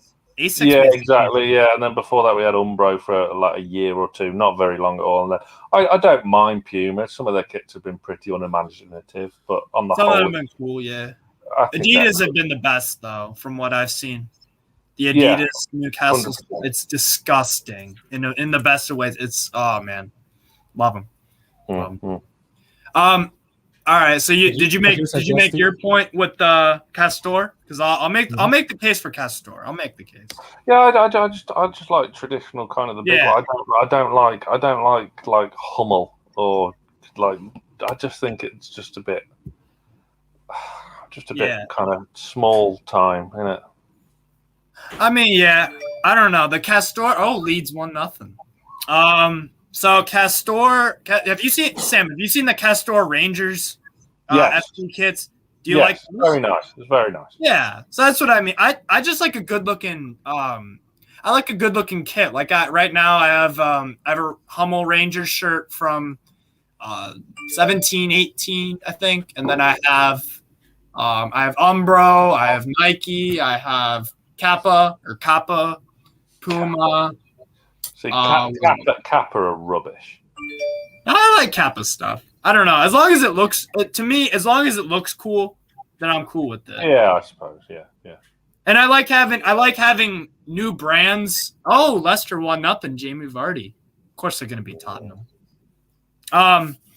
No, but yeah, I don't know. I have a bunch of different brands, and I also like I like getting these new brands because then, if you like the football kits, then maybe they have other cool products. So I think it increases your kind of awareness or perception, I guess. Because maybe, who knows, maybe Castor one day will have more stylish, more worldwide recognized stuff than Puma or Nike. You never know. Yeah, maybe. It's an ever-changing world. People used to wear Converse, and people still do wear Converse all the time, but Converse used to be the shoe to have for basketball. And now what happened? Now Jordans are they are the basketball shoe. So times change, but Winnie, you're forgetting the 33 pence on the end of that transfer fee. We had Supermac on the channel about a year ago, I think it was. With Kyle, he said it was even 33p on the end of it as well. Fun fact. City 2, as you quite rightly said, because as I've mentioned, this is NFTV Soccer Sunday with Steve. I like it. Correct. We're going to branch out as Newcastle are on the attack again. It's been quite a flowing game considering, but no real clear chances yet, apart from that one shot from ASM. As Fulham Now, Sam, what is the out of all the Newcastle shirts? Ooh. It's all right. It's fine. Out of all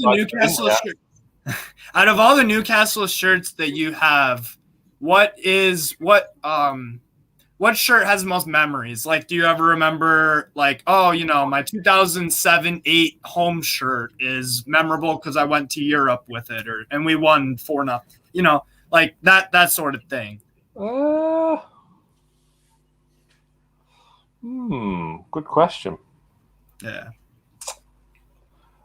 See, the questions like this need thought. I love asking questions. So, tricky one. I don't know. I think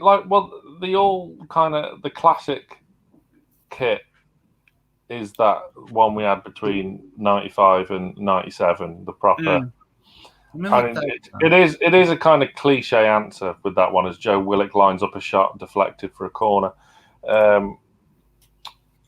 What'd you say, 95, 96? Yeah, well, back in the day, showing my age again, you used to have your home shirt for 2 seasons. Mm-hmm. Right. Because now every year they have it because more money. Yeah, exactly. But back then, it was we had 2 seasons. So we had it 95, 96, and 96, 97. The classic one, as pretty much everyone watching this will be it's It's just. Oh yeah. That's like that is if you're gonna show someone like what is Newcastle, you show them that shirt. Or you show them I think that's probably the best football shirt of all time, and I'm being completely biased, but it was. I don't know. Stylistically, I like this one a lot because you just don't see this purple, dark blue with orange and green. I can't think of any. Can you think of any other shirt that has that color combination? I don't know. I really, really like this one though. But yeah, I mean, no. My I do have to make it clear that 95 Newcastle shirt is gorgeous. Yeah, it was my first ever football shirt. It's the kind of football shirt I kind of learned to play football in and went to football training with the first time and got me into football, kicking the ball around the garden, pretending you're Alan Shearer and Les Ferdinand and David Ginola and the whole of that team. So it's kind of got to be that one, really. Yeah. What about you, Brandon? What's your like the Newcastle or just football kit in general that you have the most memories wearing, stuff like that? The shirt that I had for the 2016-17, I have the most memories with because I lived in Newcastle and I went with the shirt on when I went there. But I think the shirt that I like the most that I have is like the last one I bought from Free Retro, the blue one. Yeah, that one's a classic. Is that an Asics one or is that an Adidas? 1-0 Joe Willock! He's done it. He's got the record. 1-0, 22 minutes. I'm just gonna. I'm gonna ignore that you said that, and I'm gonna celebrate. Sorry, I told you I'm really good at not reacting for goals, but Joe Willock has carried the ball. We said I have amnesia. We said in the build-up, Lee, didn't we, Steve, that with this kind of a lucky goal, but with this attack we've got, that ball carrying and running at the opposition is going to be a big part of this. And Willock has taken the ball pretty much from his own half. Ran into Fulham's box. Sam, I think you're trolling. I think you're trolling, man. I think you're trolling. He's not. I just saw the score. But I don't know. I haven't seen it yet. Got lucky with a deflection. The ball comes back to play him. along. Just play along with it. It makes me happy. It keeps my head intact. Just play along with that. I haven't seen it yet. Just play along. Oh, Willock on the ball. Oh, go. Hold him up. I bet you he goes. Hold on. Shoot! Yeah! Here you fucking go! And he's gone. What a rush from the 45-yard line. Ow! Why? So that's 7 This games. guy. Goals Oh, Joe my Willock. God. First Newcastle player to do that since Alan Shearer. Absolutely incredible. It's a shame, though. He's a cult hero. But it's a shame, though. He can never break the record of Shearer, though, probably, because he will never coming back to us probably next season. So he can never break that record, probably, right? Well, never fall in love with lone players. But what I will say, I was going to wait to say this until we do the end of season videos because breaking news, I'm coming up to Newcastle next week to meet up with the lads. So we're going to do record a few videos next week, the end of season stuff, and maybe a Greenwood and Mulliner show with a guest in person as well. Maybe booking. Mr. Luke says I should be on the watch-alongs next season. Maybe. Absolutely. Sheffield United 1-0 over Burnley. It's a little bit shocking. Soccer. So next, but what I will say is the difference between the loan. The American voice will come out the longer we go on.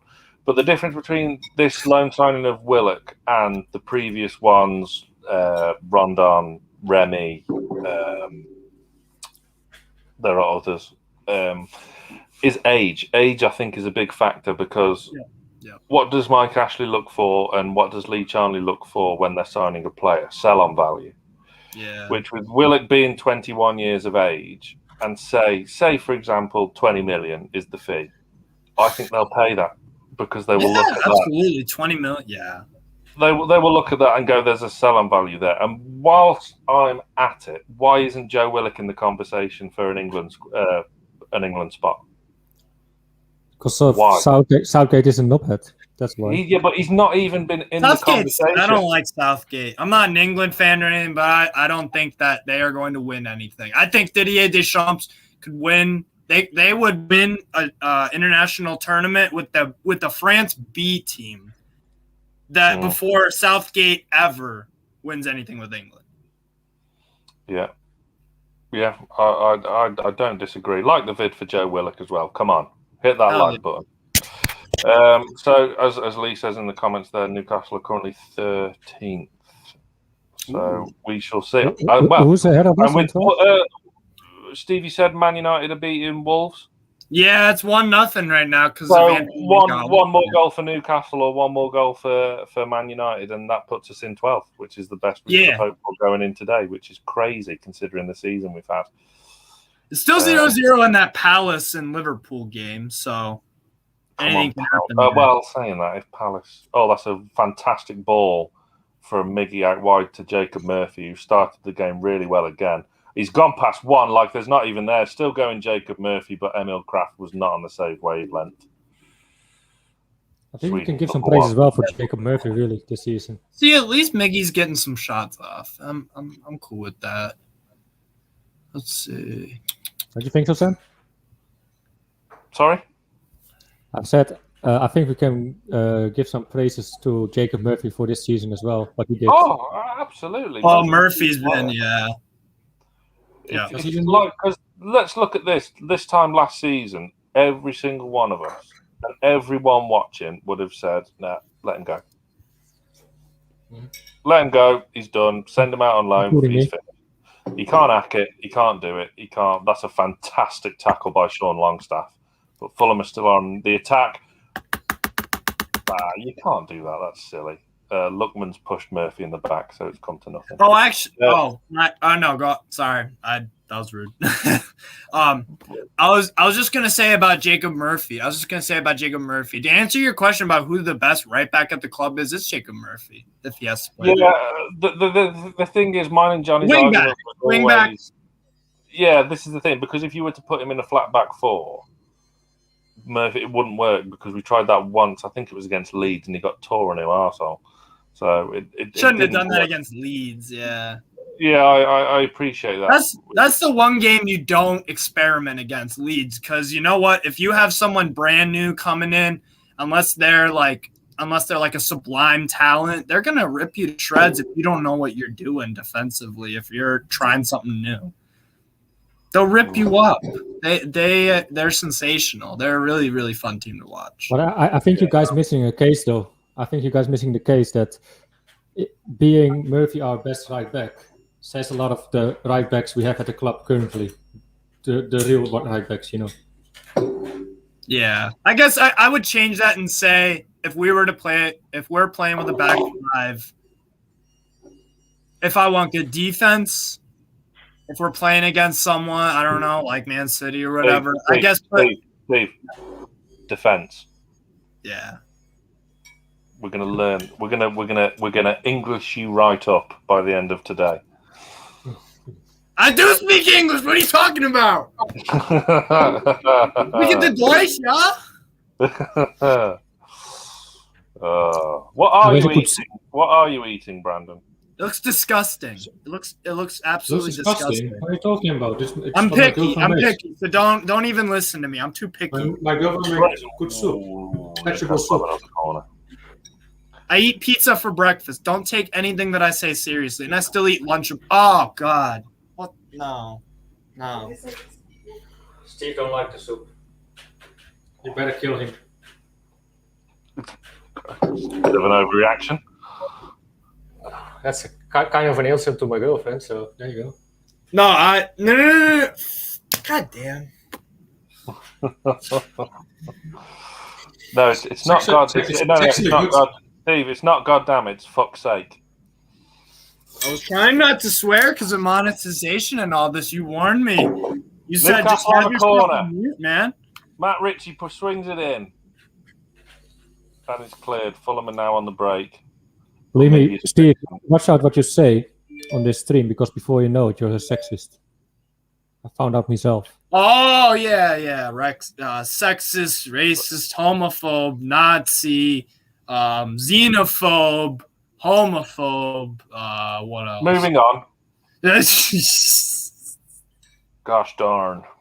Gosh darn. 7 goals, get him signed. Absolutely. But yeah, let's just go back onto that Joe Willock for England, because I find it really kind of not insulting, but harsh maybe. Like to not even be in the conversation when you've got the likes of James Ward-Prowse, who's okay, if you got a free kick, let him take it. But he's one of the best in Europe at that. Ward-Prowse. Fulham on the good block. He's one of the best in Europe. Ward-Prowse at the free kicks and set pieces. He's phenomenal. Yeah, but as an all-round box-to-box midfielder, I think there are better out there. And look, Joe Willock scored all from open play as well. Joe Willock's goals. Correct me if I'm wrong. Yeah. So they are. To not even be in the conversation, he's a great age. I think that's a bit harsh. Yeah, that he's not even in the conversation. The thing is why I think that Ward-Prowse should make the England squad too is because a lot of goals in tournaments, and especially with England, set pieces, header into the box, corners. England don't play like super sexy football all the time. They, a lot of we could. Huh? The thing is, we could. Yeah, but it's Southgate. So yeah, that's the problem. I just think that England are going to be, if they're going to have success in the Euros or whatever that means to England fans, it's going to be, a lot of them are going to be like set piece stuff and headers and that sort of stuff. But I think that Ward-Prowse is, if he, I'm not sure if he will make it, but 2-0 West Ham over Southampton. So it looks like we're gonna. So far, I wanted to say though as well, like it isn't fair to Joe Willock because Southgate says he picks the squad on form, right? Yep. And What have Joe Willock been doing for the last 7 games? Bang goals in from open play. So, or Southgate is full of shit, or he just don't want Newcastle players or people who play for Newcastle. That's all I can make from it. Like, strong rumour has it that Southgate's not even taking Trent Alexander-Arnold. He's not even making the squad as Dubravka comes out and makes a good punch. Fulham aren't out of this by any stretch. Yeah, they've been dominating. Or not, I hate that term. They've been having, I think it's pretty end-to-end. I think we're having a go, then they're having a go on the break, then we're trying to break, and it's pretty free-flowing, as free-flowing can be for Newcastle United under Steve Bruce. But there you go. Just to go back to answer Simon's question, no, I don't eat shredded wheat. Yeah, not shredded wheat. No. I mean, if we're talking breakfast, I have porridge or granola because, get the basics right, mate. Mac, lads, are you going to do watch-alongs for the Euros as well? I think we are for the England game. Why not? Yeah. I will do for the Dutch team, and maybe if there's some. That'll be on an FTV extra. Yeah. No worries. Whatever. If you want to watch a Dutch game with Brandon, or a Slovakia game with Brandon, or a Czech Republic game with or a Brandon. Poland game with me. Yeah. Lewandowski. Yeah. Lewandowski is the best striker on earth. Yes. At this moment, yes. I think this moment, yes. Fun fact about Lewandowski: he was going to sign for Sam Allardyce at Blackburn. Yeah. But remember the Icelandic ash cloud that stopped everything. That made it impossible as Saint-Maximin shoots wide. Imagine if Lewandowski actually played for Blackburn, and you look where they are now. They could be still in it, but yeah, I think they got relegated the following season, didn't they, under Steve King? I have to charge my laptop. Sorry, give me a second. Liverpool 1-0 over Palace. Oh, that's a shame. But then again, you're going because right now, Chelsea are out of top 4.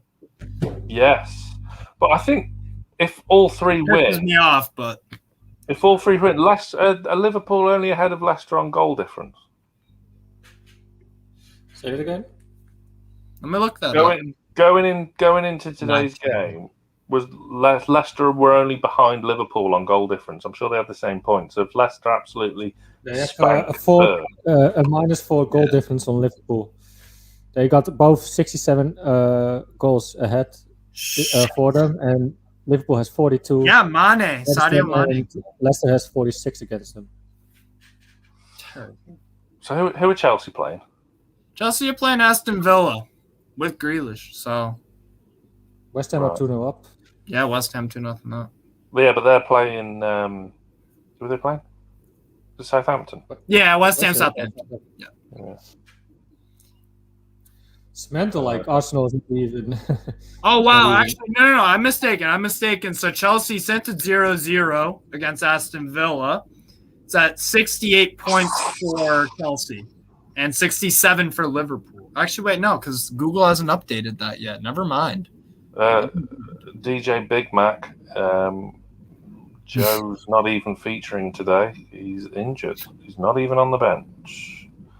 Joe Linton needs a loan out or something, man.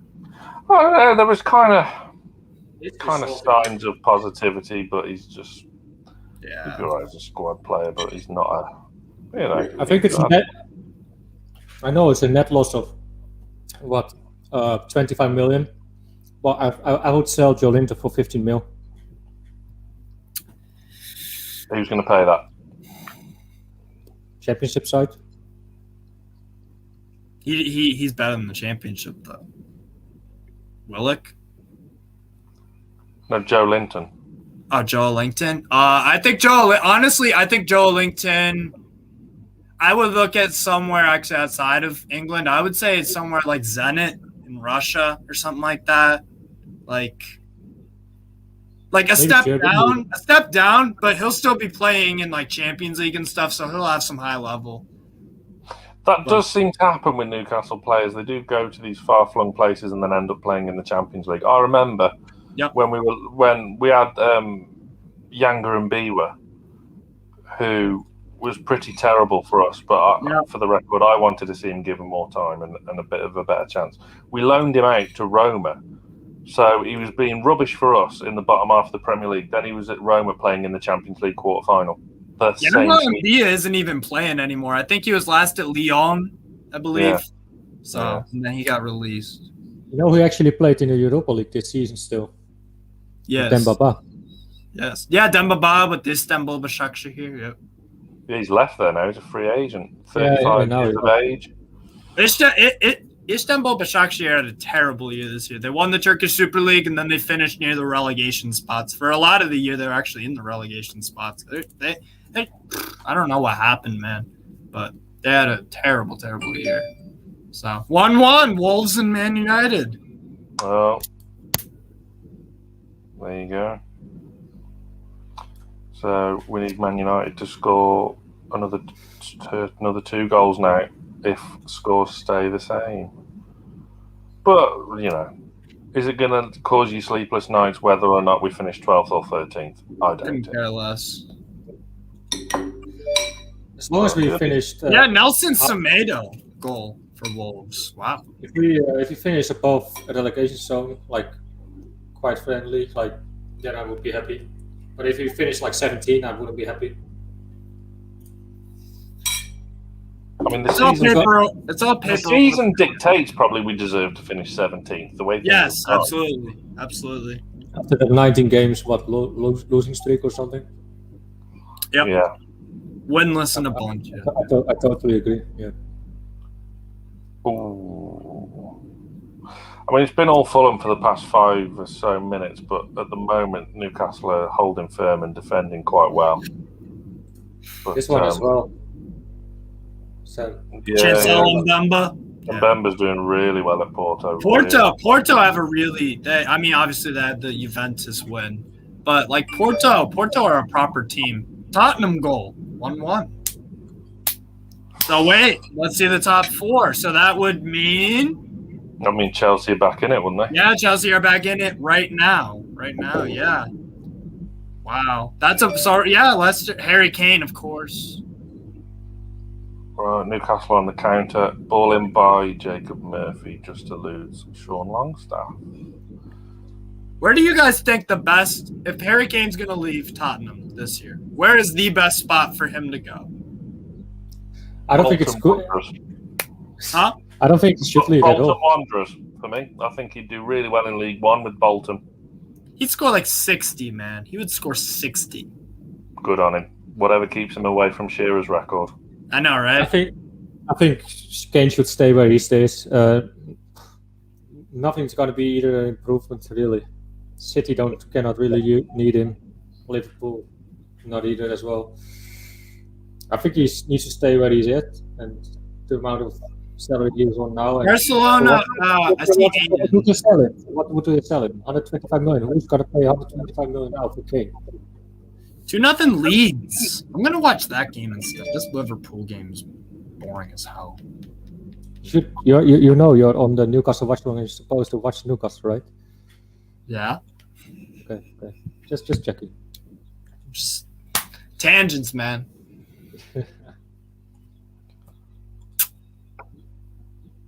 Aguero's off to Barcelona, isn't he? Yes, Aguero is. Yeah, very good point.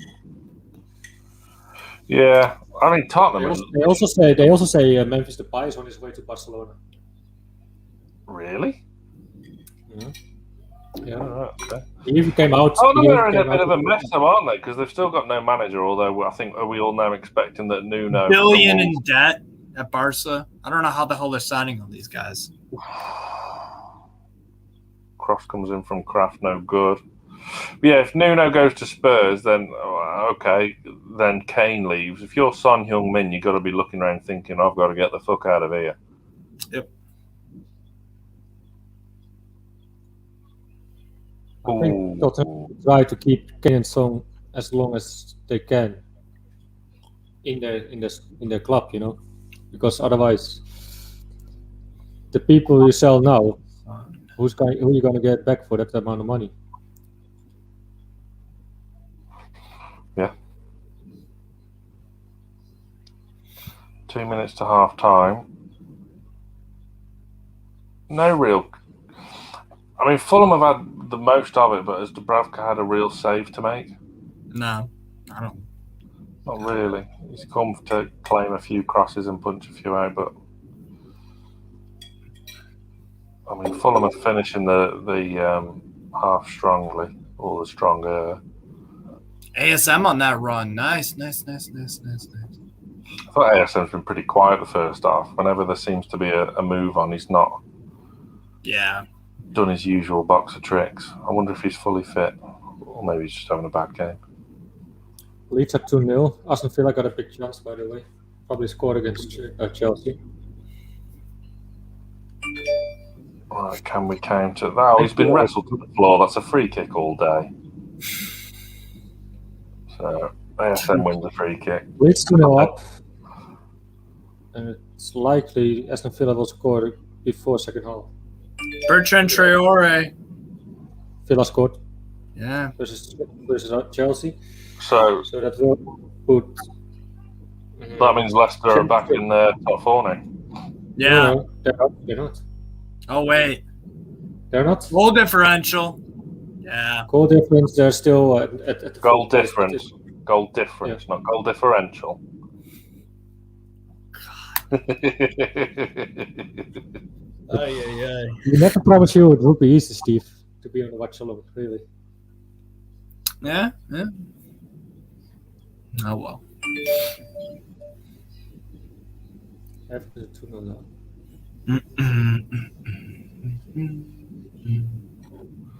Frankie, does no one try and beat a man outside anymore? Clearly not. Obviously You got Bruce not. in. You got Bruce as your coach? Hell no. Why would you ever? Well, we've got about 30 seconds left in the first half. Fulham are on the attack. But at the moment, our defence has been holding firm. The stat came on the TV before. Fulham, when they go a goal down, they haven't won a game from being 1-0 down, and they've only come back to draw 2 of them games. The rest they've lost. Oh, come on, Miggy. You got to do better than that. Yes, Mike, there was no one there. That was annoying, wasn't it? And the half-time whistle. Yeah, I just saw that cutback. Yeah. That's where you'd need. That's where you Sean Longstaff should be, bursting through from midfield. Yeah. Free roam and yeah. So that is half-time. Fulham 0, Newcastle United 1. Joe Willock. Superlative. What do we make of that first half? As expected, or what are your thoughts, Steve? As expected, like a 1-0, 2-0 win.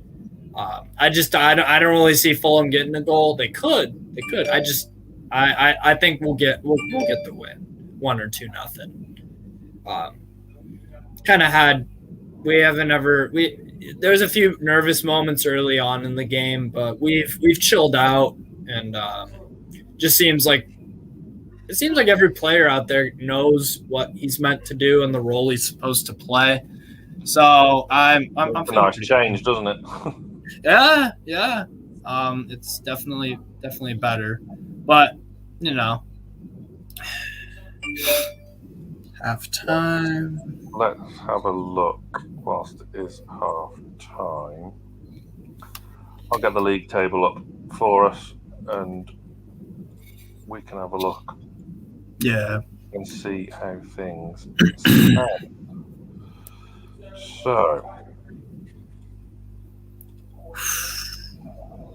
Chelsea are really hanging in there, Jesus Christ. All right, so what do we got here? So here we go. We've got the league table now. So at the moment, Liverpool are finishing third. Yep. As things stand, third after the season they've had. Wow. Crazy. Wow. Then Chelsea on goal difference by just 2 goals as it stands. Or is that right? Are they taken into account Villa's goal yet? That's the thing. But more importantly, while we're all here, we would finish 13th, 1 point ahead of Crystal Palace, 1 point behind Wolves, who are drawing with Man United. Isn't that right, Steve? It's 1-1 half time there. Yep. So, if we had another in the second half and Man United find a winner, then that would push us up to 12. Yeah. I hate relying on Man United. I hate Man United so much. Well, I know, but they help us out, cool, but I know what you mean. And then all of a sudden, this is crazy how things can go on the last day of the season. Everton, who have been reasonably solid all season. I know we had 2 fantastic results against them. They were leading actually for a while the table. And then they're finishing 10th, and Arsenal have shithousing their way up to 8th. I mean, if that league table stays as it is, I don't think that really gives us a fair reflection of this season, does it? I think Leeds have been better than Tottenham and Arsenal have this whole season. Man United goal 2-1. Really? Yep. Wow! Right on halftime then. Like honestly, I honestly think Leeds have been better, especially expectation-wise, better than Arsenal and Tottenham. Yeah, Juan Mata with the goal, 2-1 Man United. Fantastic.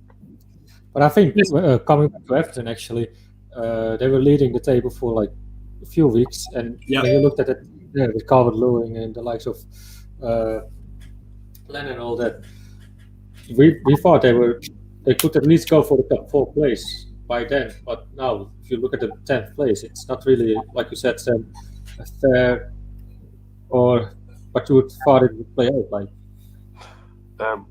Matt, just to answer your question, there was chance for Joe Willock to stay, and if you check out NFTV on Twitter at Newcastle Fans TV, you'll see when Joe Willock was doing the post-match interview, he was drowned out by the fans shouting, "We want you to stay." So yes, there was plenty.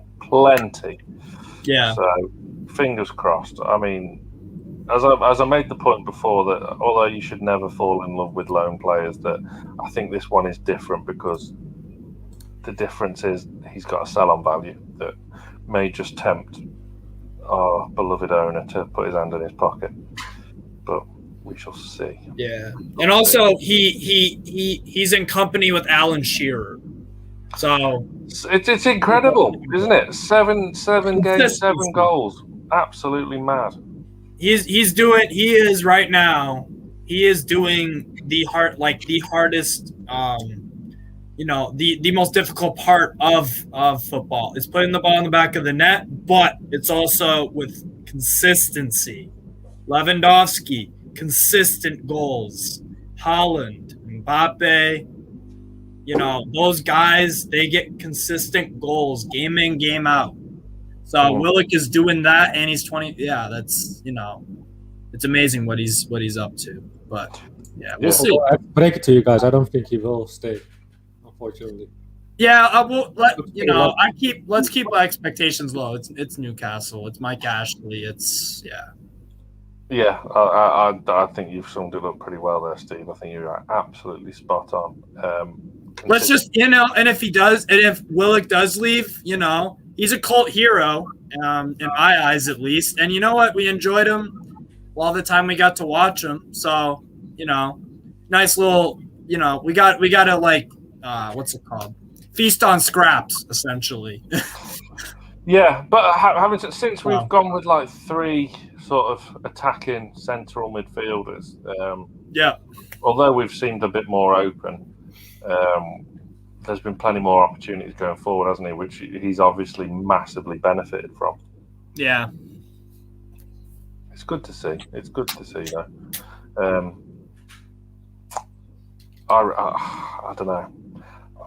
He's got to leave Arsenal because Arsenal will be looking to rebuild, and they'll be looking to invest, won't they? They don't really bring through a lot of their own players. Kroenke's a terrible owner. Kroenke is a terrible owner. Oh my god. So as you'll see there now, this league table has updated. So we're level on points with Wolves in 12th, but they are 1 goal ahead of us on goal difference. So if we get that 2-0 win, or if they lose 3-1 or something like that, then we go ahead of them on goals scored, because unbelievably we've scored more goals than Wolves this season. Just goes to show how massive a miss Raul Jimenez has been. Jimenez. I hear, since I live in the U.S., a lot of the ESPN stuff and the football media here, Jimenez is speaking in terms of CONCACAF in North America. He is right now he's amazing in this region. You got Keylor Navas, I think, is the best North American CONCACAF player of all time. But yeah, right now Jimenez has immense talent, so he's very good. But yeah, he's very good. I've got a question for you guys. What we're gonna do if you is indeed not gonna come or stay with us? Who's gonna fill that gap? Jeff Hendrick. I was just about to say absolutely nobody. But. Yeah, that's. I mean, they'll be looking for a cheaper alternative, won't we? I mean, knowing how Newcastle are, if Arsenal say we want 20 million, Newcastle will open the bidding at 6. So it's one of them. But I don't know. There's plenty about, isn't there? I mean, it'll probably be another loan signing. To be honest, it wouldn't surprise me if we end up, because of the way we do business as well, I expect this to drag on until deadline day. I really do. When what Rafa always used to say, and even before then, you've got to get your business done early. Look at Leicester; they've already pretty much tied up Sumare, who we nearly signed. That's already nearly pretty much a done deal already. So it's one of these things. Do you think we wait just always until the last couple of days because we hope for a good deal or something? Well, look, I mean, Gabriel Obertan in the comments. Hope you're well, Gabby. He mentions Almiron. So, and look how long that took to do. Yeah. Just to try and get an extra mil or 2 off, and Atlanta had already signed Miggy's replacement a week before he eventually went. So, Graham is spot on, and it's what we've all known for years and years now. We need him gone. I think we can speak of luck if we stay up this season. But coming next season, if things don't drastically change, I don't see it getting any better. I mean, yeah, this is Adam on the preview made. I think it was on the preview. He made a fantastic point and compared it to when we stayed up under John Carver on the last day, and then the interview with Ashley after the game saying we'll never be in this position again, and hey ho, 12 months later we're relegated. We can't have that happen again. So this needs to be built upon. But on the flip side of that, you kind of have to credit Bruce and the players to an extent because of turning it round after that Brighton game. After that Brighton game, it would have been so easy just to slip down and that's it.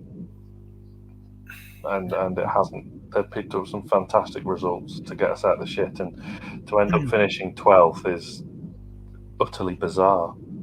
It papers over cracks. 100%, yeah. Yep. Spot on.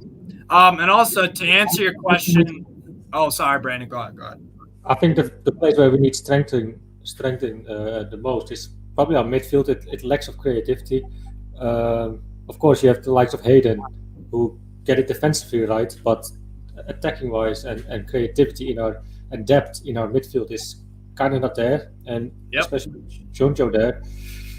Yes, he has that odd game that he plays brilliant, but it's not something you can rely on basically. And Mary and Sean is not going to do it for now, also because they're not giving the chance, to be fair. I think there we need the biggest we need more creativity in our midfield and the right back. I think then if you can sort this out, 2 good players for the midfield with an attacking mindset in a right back, I think you're basically done. And you could be done if lucky for 40 million, but I guess he's going to spend it that. But I think Chris makes a fantastic point there in the comments. This is the lowest safety line for survival I think I've ever seen. 39. Yeah. I remember when things were really looking really bad for us. We were speaking on stream saying how many points do you think we'll need, and I always said 34. And then it's mad to even think we wouldn't have even needed that. That's how just poor Fulham have been, and they looked like they were getting their shit together, and how dramatically they folded like a cheap suit is equally as bizarre as some of our results are in a positive way. Our results. Sam, how much did you predict it to be? That would be to stay. That what we needed to stay up, and what did I expect it to stay up at points? I don't know, but I know we both predicted Brighton to go down on our little predictor video, didn't we? But I think we both had us finishing reasonably safe. I think, Brandon, from memory, I think we got Newcastle to about 40 odd points. So, for 40. Yeah. I think we had us finishing above Brighton, Burnley, and Fulham. Southampton maybe as well. I think. And yes, credit where credit is due. Geordie Sancaster never lost the faith. He always was adamant we would stay up. Always. There you go, man. He never faltered. He kept the faith, and he's been proven right. So, interesting point. And me and Johnny are on the fan reaction today. So that's at 6:15. One of the points I'm going to bring up and going to ask people is this Alan Saint-Maximin's final game for Newcastle, do we think? So I'm going to bring that to you two now. Don't think Start so. with you, Brandon. I don't think so. Like I said on the last match as well. He hopes. I think he waits until January how the clubs look like, because he said he don't want to fight relegation. If Ashley or if the takeovers goes through or Ashley is willing to pay somehow, and we have a decent side and we can push for the top 10 place where he's hoping for and wants to play for, then I see him stay. But I think he really just waits until January next season and then is considering if he want to stay or not, because he got the teams who want him. Steve, what sort of transfer fee is Fulham are bringing on Loftus-Cheek at half time? What sort of transfer fee would just be too good to turn down for ASM? So we got to think about it. ASM is vital to our team, arguably the most, but Callum Wilson and others. So, at peak, yeah, number one, but he is extremely vital to this team's survival.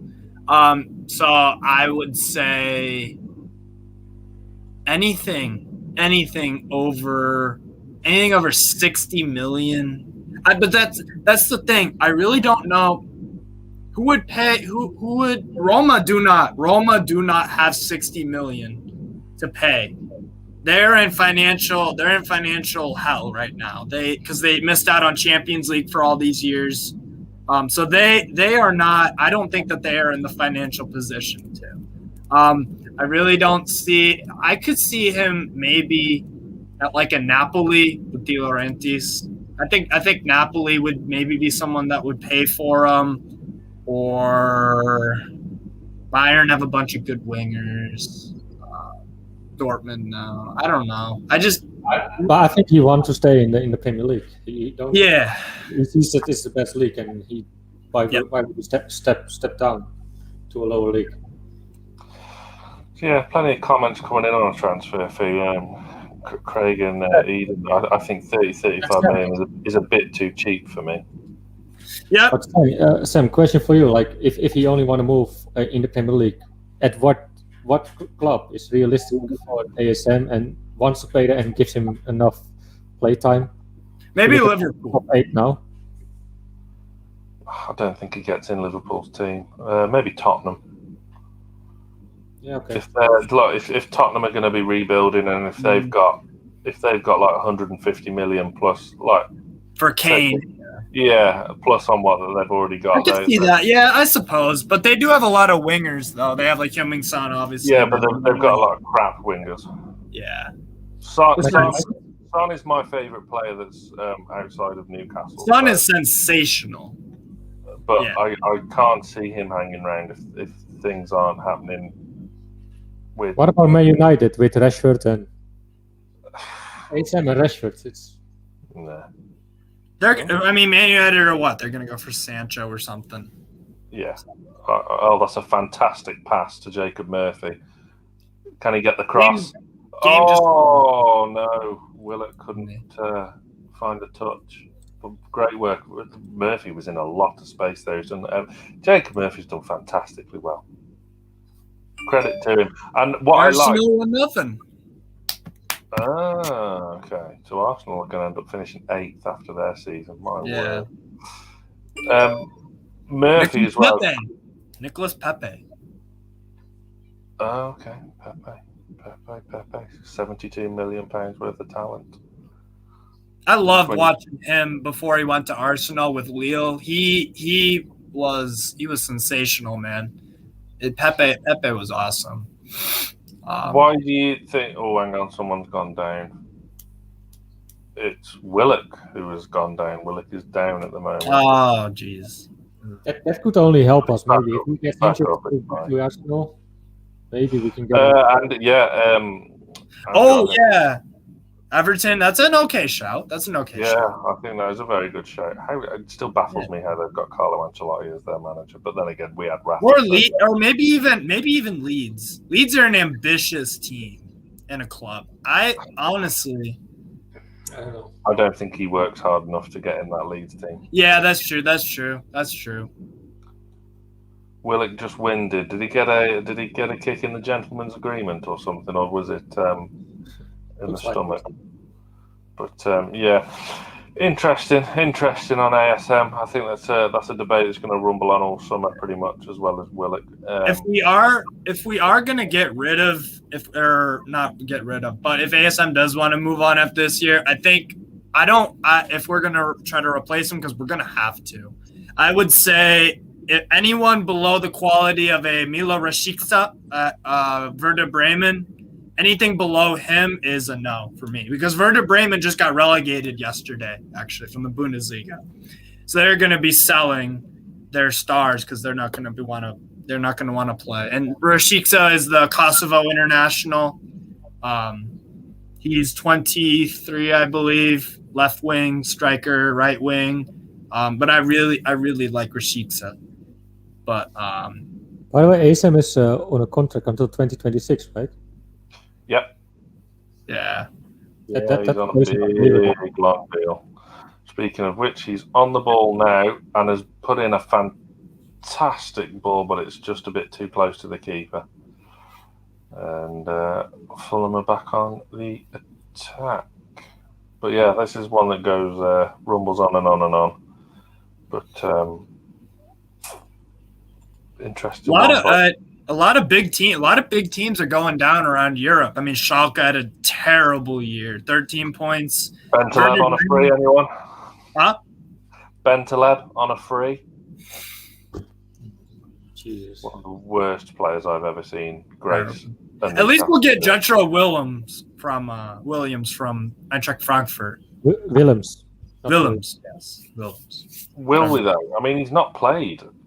He's hard. Well, because Philip Kostic has that left wing back, left midfield spot locked up. Kostic is phenomenal for Eintracht Frankfurt. Yeah, okay. Leo. I love that comment from Daniel. The whole French Ligue 1, because they had a massive. I don't know if you guys heard of this. They had a massive TV deal with Media.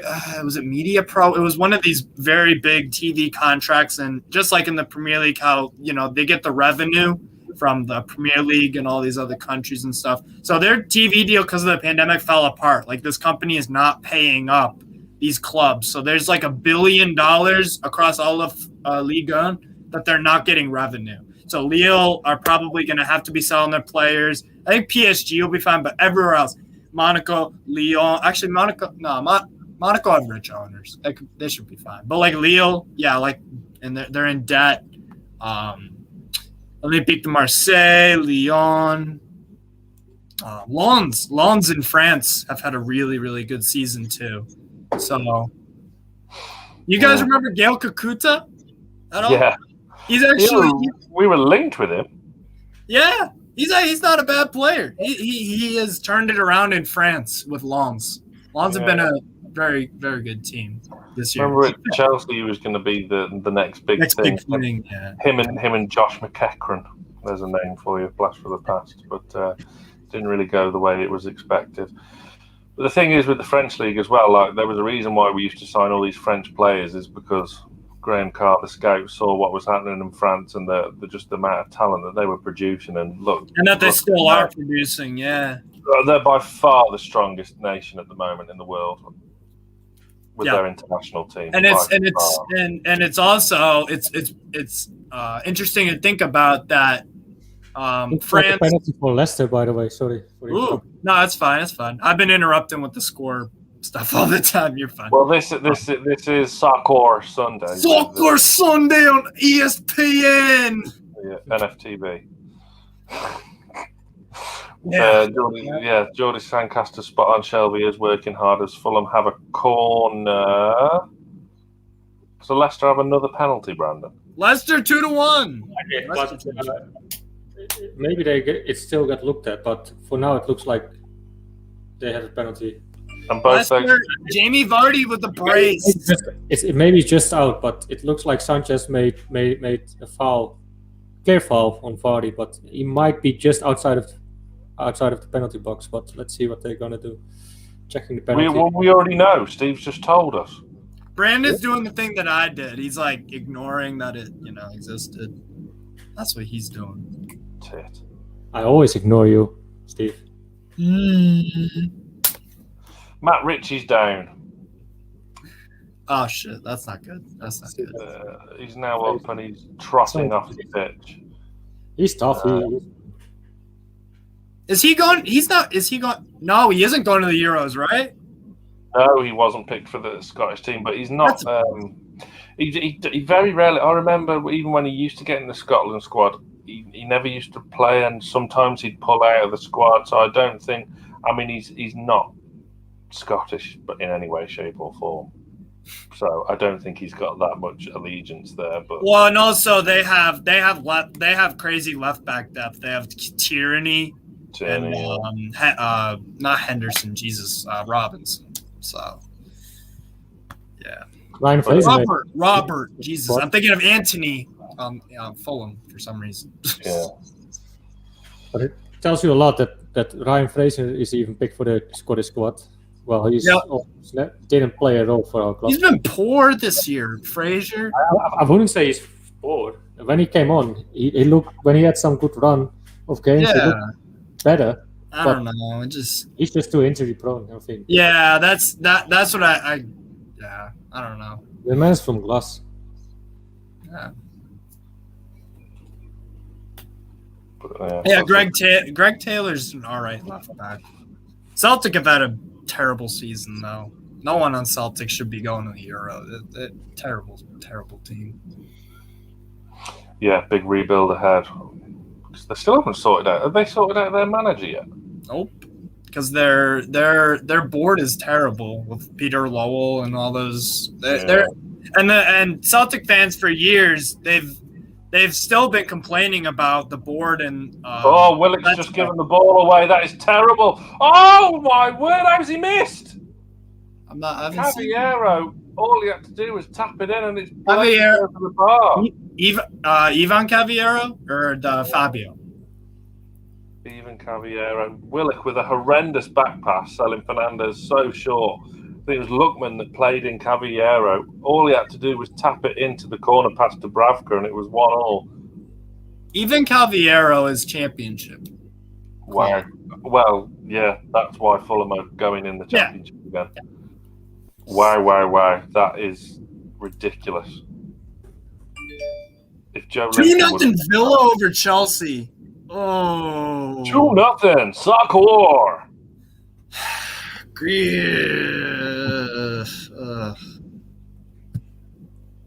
Feel free to fire back with an English accent. El Ghazi scored a penalty. Yeah. El Ghazi's had a very underrated year. I agree. He's actually picked for the Dutch squad, basically. So.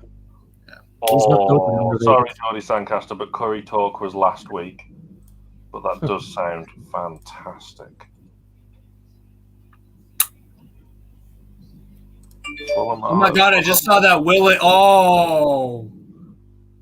Yeah, I mean, we should just say, as much as we blow smoke, as Man City go 3-0 up. Thank you, Graham and Aidan in the comments. That back pass was absolutely terrible from Willock. I mean, if he's going to make a mistake, it may as well be on the last day of the season. I suppose so. Loftus-Cheek. Ooh, I don't know. Dummett, fantastic block, but yeah, this is. There's no way in hell Chelsea beat Man City on Saturday. There's no way. I don't know. Mickey Townsend in the comments. Question for you, Steve. What English phrase do you hate, or do you hate? I don't know. Give me some examples. Is bollocks one of those English phrases, or I don't know. Give me some examples, and I'll tell you if it sounds stupid or if it's like I can get with that. Come on, let's help him out, guys. Get in the comments. The T word, the TWA. That's a funny one. I like that one. Twat. Yeah. Yeah. Okay. I don't know if YouTube's gonna hold us to ransom on the monetization for twat. Yeah. No, that's fine. We are completely under the cosh. Let's say, yeah. What does under the cosh mean? It basically means it's all Fulham. We're defending for our lives. We are under pressure. Under pressure. Yes. Got it. Right. First English phrase. Winnie went over the moon. I think it's stupid that English people call the trunk of a car the boot. Well, sorry. Well, okay. Why is it called a trunk then? Elephants have trunks. Which isn't even at the back, they're at the front. What? What? That ain't an argument, bro. Because then I could just say to you, boots are on human feet. You could put boots on a dog. Who puts boots on a dog? I've seen people. I was in Boston yesterday. I saw like 2 dogs with boots on them, little boots. I'm just so happy that I'm Dutch and I don't have to think about this conversation, really. Discussion. Bonnet instead of hood. Yes, bonnet instead of hood. A bonnet's on a bonnet's on a what? That's a car. So the front. You know how you've got the front. Yeah. No. I watched Top Gear back in the day with Jeremy Clarkson. Oh, okay. Well, I know these terms like bonnet. Yeah. Yeah, I mean. Didn't the English invent the English language? Yes, Callum. The English invented the English language. It sure as hell wasn't sneakers and trainers. They're actually kind of, I would say, 2 different things here actually, there are a bunch. Sometimes we call them, and it's like a West Coast, like tennis shoes. I don't know if you heard of that. Yeah. Tennis shoes. I think that's stupid. I tennis shoes is dumb. I just call them shoes. I don't know. Yeah. I mean, yes, because that's what they are. Shoes. Joaquim, I apologise if I pronounced your name. Joaquin, probably, yeah. Yeah, all right. Sarkor. Which players of Fulham, West Brom and Sheffield United would Newcastle buy? Matt is coming up with a video on NFTV. I don't know. Bash him from Sheffield. Bashing the bit. Yeah. So there's a video coming up on that. So, yes. Tennis shoes are just, yes. It's Okay. complicated. Classic pants or trousers as Newcastle go on the attack for a change. Trousers. Yeah, because pants are what you wear under your trousers. Those are underpants. Yeah, but that's just silly. Yeah, I know. I don't know. Yeah, right, okay. Shall we try pronouncing aluminium? Aluminum. Correctly? No. Shall we try pronouncing it correctly, I said? Aluminium. Thank you. There's another I in there. Yes, aluminium. Oh, we did this in the first half as well. Where have you all been? No, nothing annoys me about that people say Nike in the UK. It's what I don't really care. It's just weird that I say Nike and you say Nike. This comment section has turned into let's get the American to say some things. Here's my perspective on it. If I'm gonna have to pick a correct way to say Nike, it's an American brand. Okay. So I would lean slightly towards Nike. I would too. Adidas is German. Adidas. No, Adidas. Adidas. It's Adidas. Adidas. Yeah. So if I had to, but I don't care. I pronounce them however. So we're at the 60-minute mark now. So would you think about thinking, do we need to maybe freshen things up? It's been all Fulham in the second half. Do we need to make a change? Yeah, I would say so. I would argue we need a focal point up front because I think it's just going a bit stale up there. So I think... What's that? Sorry, I'm just switching to my phone for the stream because my laptop is... Can you put it on mute then so we don't get done for copyright? Leave me alone. Yeah, come on, Brandon. I do. Honest to Christ. Stop mucking about! Stop mucking about! Stop fucking around! Is Matty Longstaff on the bench? Yes, he is. Both Longstaffs are in the squad yet. Yeah, I mean, this is what kind of, I know it's the last game of the season and it doesn't really matter, but this kind of needs to Nemo Berner! 2-1. 2-1. Offside, damn it, dude! You're always offside. Oh my god. Oh my god, that VAR, man, that VAR, that sucks. VAR is just instant replay. You just have idiots running it. That's my thing. Because we have instant replay. We have instant replay. I have had in all the American sports that I've watched. There is instant replay in every single sport. Yeah, Every yeah, single no, sport. we have it over here as well with rugby and cricket. Yeah, and it's whatnot. nothing. It's just these idiots running it. That's all. That's all it is. No, I agree.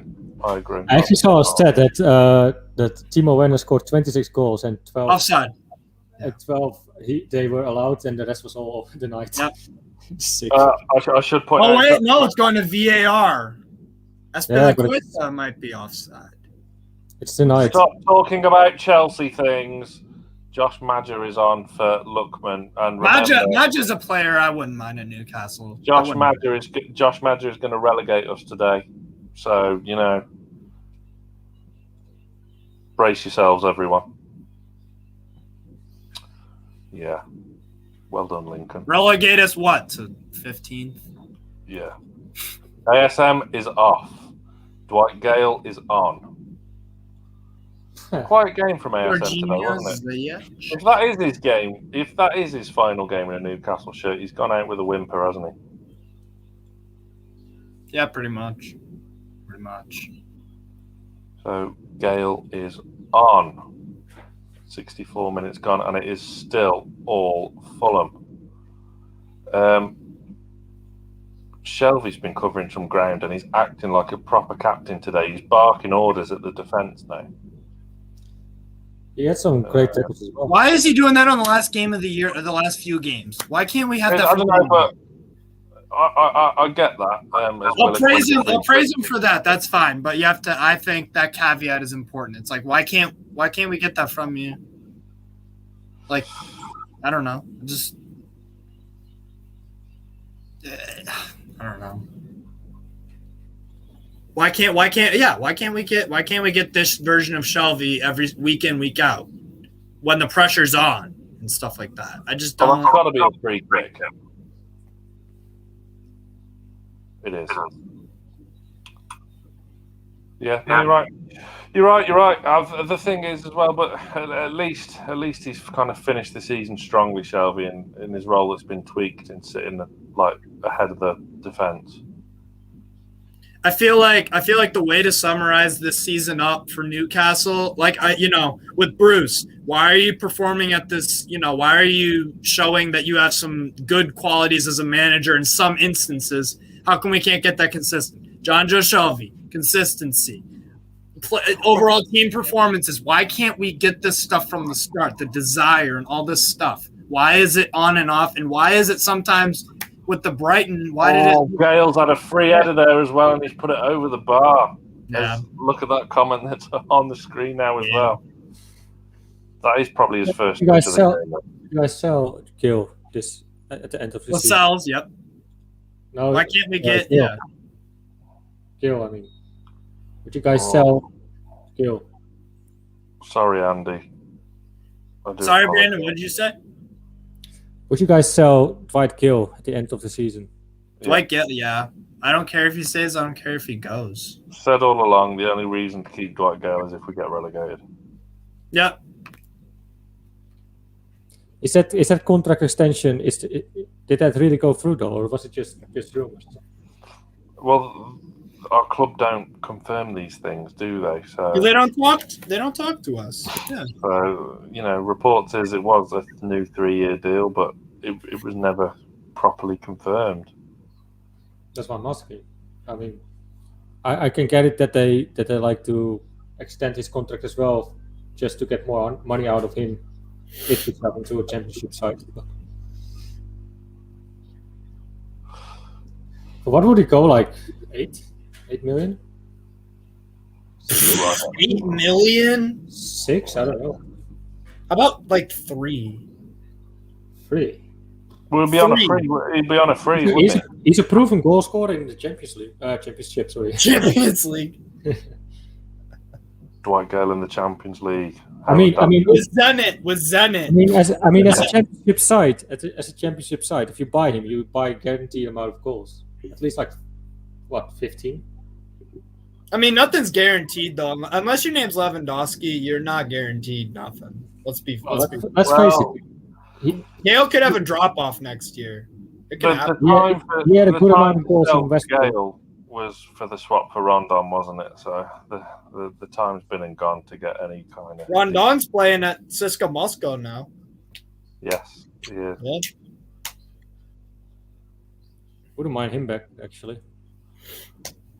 All things considered, the back three have been reasonable today, and Shelby, I think the defensive players so far have been the pick of the bunch, attacking wise. It's been very, very tame. Honestly, if we were to sell, I think at this point with Dwight Gale, I wouldn't be surprised if he goes somewhere to like the Australia, like the A League, because they have a bunch of English guys down there doing really well. Daniel Kane now. That's kind of what the MLS used to be, though. It's like a retirement league. Yeah. I agree. MLS taking some big steps, man. I take Mitro for Gil, something like this. Yeah, Mitrovic. I love Mitro, but yeah. Mitrovic is one of those players like Giroud, I would say. Well, no, Giroud is still pretty good for Chelsea, but when he plays for his national team, Mitrovic, he scores a lot. He scores in big games and stuff like that. Mitrovic is very good with Serbia. I think Mitrovic is a good player as long as he gets the right service, and I think because he can finish, man, headers. He can finish. Yeah, he's got that strength to him, and I like his heart and passion for the game. Yeah, sometimes people in Newcastle don't really show or have. Fulham cannot finish. Josh Madger hasn't relegated us. He's just fired high, wide, and not very handsome. Bless him. Is there going to be a new series of Sunderland Till I Die in League One? Because that's very funny. League One Till I Die. Who do you think is going to make it to the Who's going to make it to the second division first? Lincoln, Red Imps, or Sunderland? It's got to be Imps. Well, Lincoln are in the playoff final. Yeah. Sunderland aren't. So hopefully, Lincoln will win the final because I've backed him at 7. Because remember a few years ago when it was an FA Cup game. I remember watching that. It was an FA Cup game against Burnley, and they were in the 5th. I think they're a National League 5th tier, and they won at Burnley. Like later on in the I think it was like the round of 16 or something like that. But Lincoln had been on the up quietly for a while now. Honestly, I like what they're doing. But ASM to Roma. We should sign Diego Costa. Has he still not got a club? Diego Costa got released by Atletico Madrid. Yeah, I know, but has he not? That was ages. That was like January, wasn't it? Yep, they released him in January. No one. I wouldn't mind Diego Costa. He's got that fire. He's a master of the dark arts. He's maybe a better. He's a nasty mofo. Oh my god. He's a better Mitrovic. Yeah. Diego Costa always has a spot in my heart, man. Fabian Schär is on for Newcastle now. What? I think Emil Kraft's gone off injured. What minute you on, Sam? 72. I'm on 70-51. I'm 1 minute behind you, Sam.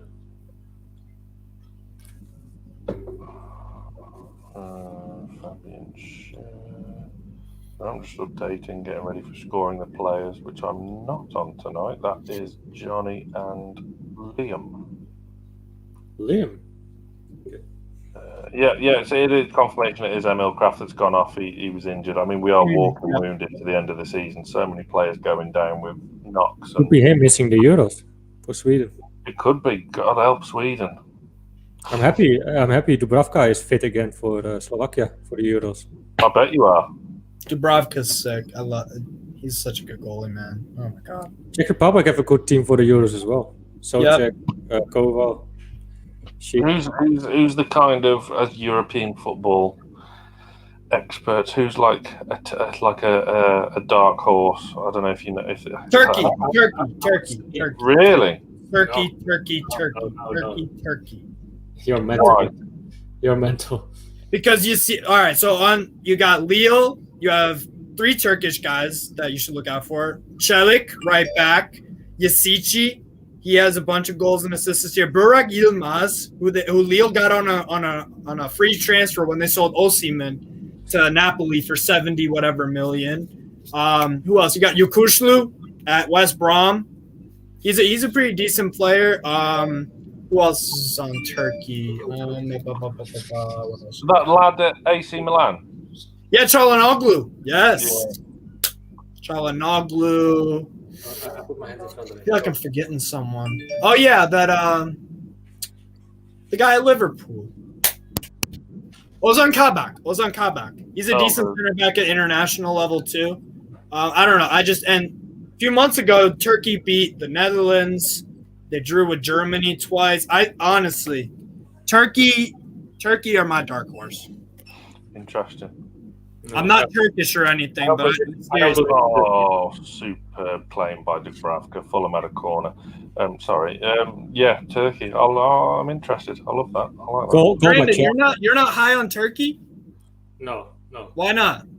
They always bottle it. Wait. Sorry. Walking topless here. I mean, obviously I could be wrong. I'm just saying what I think. I don't think Turkey's gonna make it anyway. Wait, let me see the group they're in. They're in with Italy, Czech Republic. That'd be why Brandon doesn't think they'll make it then, because they're in with Czech Republic. That's one of his 70 nationalities. Yeah. They are in with Italy, Wales, and Switzerland. Well, they can make that though, but that's what I'm saying. I think they'll finish second. They have an easy group, to be fair. The group they're in is not that strong. So. Don't some third place teams get through as well now? Yeah, the best finishing ones. Yeah, I hate that. I mean, you got to make up the numbers somehow for the round of 16 and stuff. Yeah. Brandon, who's your dark horse then for the Euros? Czech Republic, of course, and I think Russia as well. Russia, yes, I agree with Russia. I agree with Russia. Yep. I was talking about Artem Zhuba the other day. He is another player, fantastic when he plays for Russia. He scores. You got Alexander Golovin at AS Monaco. Good player. Jordy, man. What are you talking about? Brandon likes Germany. That could not be further from the truth about Brandon. 4-0 City. Russia have a good team. 2-1. Chelsea scored, by the way. Yep. Chelsea goal. All to play for.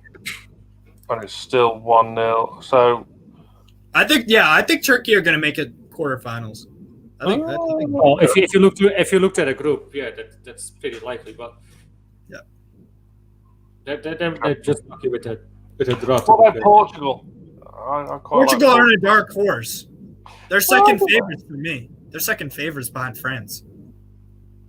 Okay. Easily. Well, see, bookies over here bookies over here have England as favourites, which just absolutely. Oh, Tottenham goal 2-2. Oh, no Champions League for Leicester now. Let's face it. So the favourites over here. Okay. Are France are favourites, followed by England, England would not be favourites. Or England by Belgium. Yeah. But Portugal are like 8-9 to 1, so they're not one of the favourites. I think they should be second. I don't think they're a dark horse. No way. What are Turkey, Czech Republic, and Russia, Sam? Turkey 66 to 1. I like that. I'm not saying they're going to win it. I'm saying that I think they're going to go on a run. I think quarterfinals. I think they'll make quarterfinals. What about Russia and Czech Republic? Russia 66. 100 to 1. You can get Russia at, and Czech Republic you can get 150 to 1. Yeah. And then Portugal, just for the record, 9 to 1. I'm telling you, Czech Republic. No, Czech Republic are a very good. They're a very good team. Turkey, like Brandon, who is Czech Republic's established goal scorer? That's striker. Who do they have? Schick, probably. Huh? Schick. Oh, Patrick Schick. Yeah, he's a good player. We were linked with him last summer. Mm-hmm. I just think Yasici is a very good. He's like a center attacking midfield, right midfield, And then Yilmaz has, I think he's like, let me check Yilmaz's stats for Liga on this year. Well, Aaron makes a good point in the comments. Like anything can happen. Greece won the Euros. Yeah. I mean, let's not forget Denmark have won it as well. So Yeah, the 92. Euros, correct. Actually, yeah. I want to say as well. The Euros. Croatia's a good team. The Euros can spring up a surprise. So Yeah. I might chuck a couple of quid, Steve. You might have swayed me towards Turkey. Yeah. So, I mean, like I said, they've beaten the Netherlands in the past few months. Drew with Germany twice. I really like the way Turkey play, but Steve, everyone can beat the Netherlands, always. oh my! They've been a lot. They've been actually no. Someone? They have Frank de Boer. You're right. Frank de Boer's terrible. Right. Someone? So Newcastle final substitution. Almiron is going off, and he's going to be replaced by Jeff Hendrick. Sergio Aguero got a goal for Man City to make it 5. So no, I knew that they were going to smash Everton. They always do that on the last day of the year. Man City. They obliterate teams. No, Matty Longstaff again. Excuse me. I wanted to say as well, who has a good team as well. Nicky Townsend, is that guy like a football? Am I that guy? Well, he's not on about Brandon. I don't know. Me and Brandon have some. We talk a lot about the game outside of the Premier League and more established stuff. Yeah, but Mickey, yes, Brandon's gone now. Hendrick sucks. His feelings. Oh, now he's back. There we go. Carl. He's in the comments. This is Carl. First watch along he's missed all season. It's the last game of the season, honestly. And you got me on. That's a downgrade, man. I like Carl. Everyone likes Carl. 2-0 Liverpool versus Crystal Palace. Yep. Sadio Mane. Oh, what? They've got a second? Yep. Yeah. Oh, we won't finish 12th. Oh. Klopp is going mental. What the fuck? We need one more goal to finish 12th. We need Man United to do us a favour and get another goal. We're one goal away from finishing 12th. Ah! Yeah. Woo! Fulham have a corner as well. We've not Paper had over that crack. If anyone's wondering why we've been talking about the Euros for the last 15 minutes, it's because this second half is absolute dead. shite. It's dead. But do you guys rate? It's Sunderland. It's Sunderland. But you guys don't rate Croatia at all. Fucking hell, Sean Longstaff nearly got an own goal then. But Dubravka's been the only Newcastle player still paying attention this second half, honestly. Do you guys don't rate Croatia at all? Who? Croatia. Oh, Croatia? No. They've been on the decline.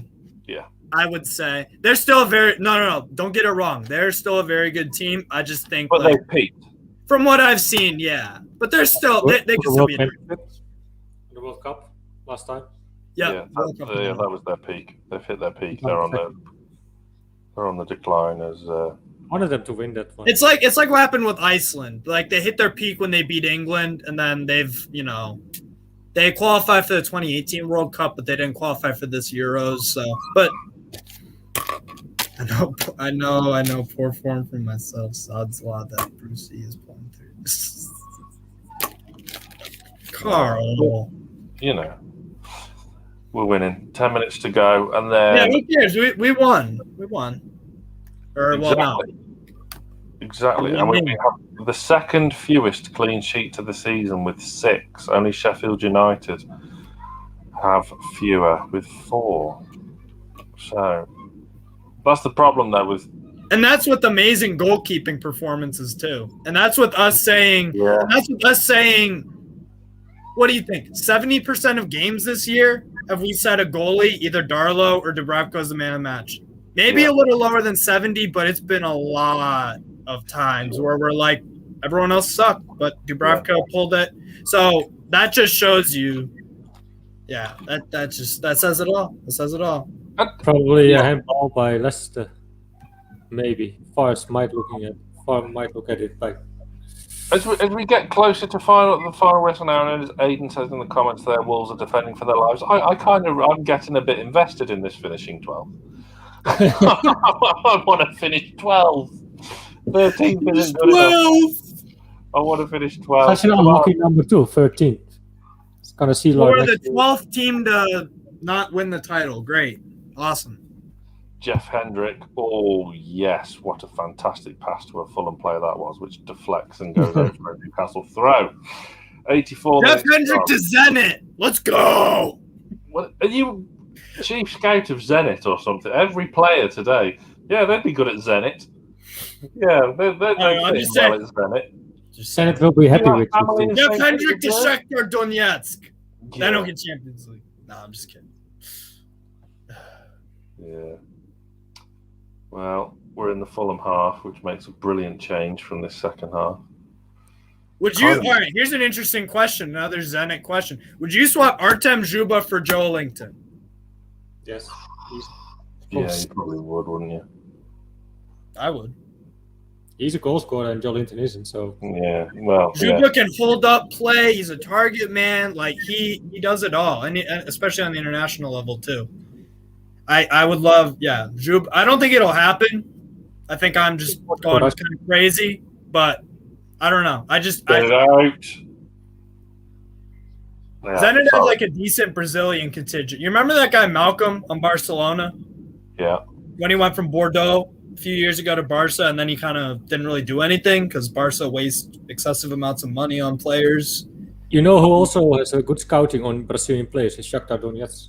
Yeah, it's like Willian and Fernandinho. They're not really famous Brazilians, but they're great as a team. To answer your question there, Chris, no, there isn't. I think there's about 500,000 in it. I just, for some reason, as we go into the last 5 minutes, I want another goal to send us 12 for no other reason. Why not? Yeah. We're feasting on scraps for enjoyment. You know. Yeah, exactly. Gotta do what you gotta do. Oh, that's a good touch from Willock. That's a great ball to find Richie. Superb. We're trying. Would you guys take Rondon back at Newcastle? I would. No, too old, mate. No, too old. Okay, fair enough. Well, if you don't take Rice, just scored 3-0 for West Ham. Yeah, 3-0. Yep. But if you don't take Rondon, you also don't take Chuba because he's old as well. Yeah. His age isn't on his side, either for Rondon or for Juba. Yeah. Charles, I think John Joe has played well today. I think he's up there for man of the match contender, along with one of the back three and Dubravka. Purely, I mean, Dubravka hasn't even had a save to make. Really, he's just commanded his box really well and came out and got crosses. But that's how kind of crap of a game it's been. Fantastic interplay. 3-2 Tottenham. Surely that is a penalty. Surely. Is it? 3-2 Tottenham. Damn. I mean, the penalty's been given. Yeah. Richie got brought down by Tete, and I think that's going to be overturned. Gareth Bale, 87th minute winner, it looks like. That's going to get overturned. That's not a pen. Richie's tripped himself up. That's not good. That's going to get overturned. That's not going to be given. I haven't seen the penalty incident yet. Let's see here. I'm at 86-17. Okay, Fabian Schär's taken it right. Okay, so we've been given the penalty. It's not been overturned. Matt Ritchie tripped over himself. Fabian Schär is taking the penalty. That's some confidence. That like. Wow. And it's Schär, and he rolls it casually, sensually, gorgeously into the bottom corner. And at the moment, we're 12. Come on. Jesus. No, it's still 1-0 from me. I don't know what you guys are talking about. Jordy, did it hit his Oh! I was looking at his foot, but if I've missed that, then I'll have another look. finishing 12th. We're finishing 12th. I mean, the lofty heights. Fabian Schär gets his goal, and it was just an elegant swipe. It was a cool pen. It was gigantic. How come that Schär got to take the penalty actually? Because there's football else to do it. Fabian Schär. Wow. Lovely, cool, calm, collected. I mean, Lars Bender yesterday took a penalty. Another defender. And the keeper clearly let that in, didn't he? Yeah, Berkey. Yeah. I saw that. Yeah. All right, let's see if he makes it. Shar, come on. He does. Come on.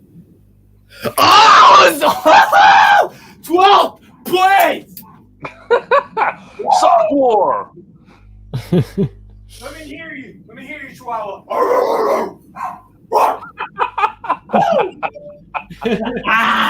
That was sick. And 2-0. Like I said.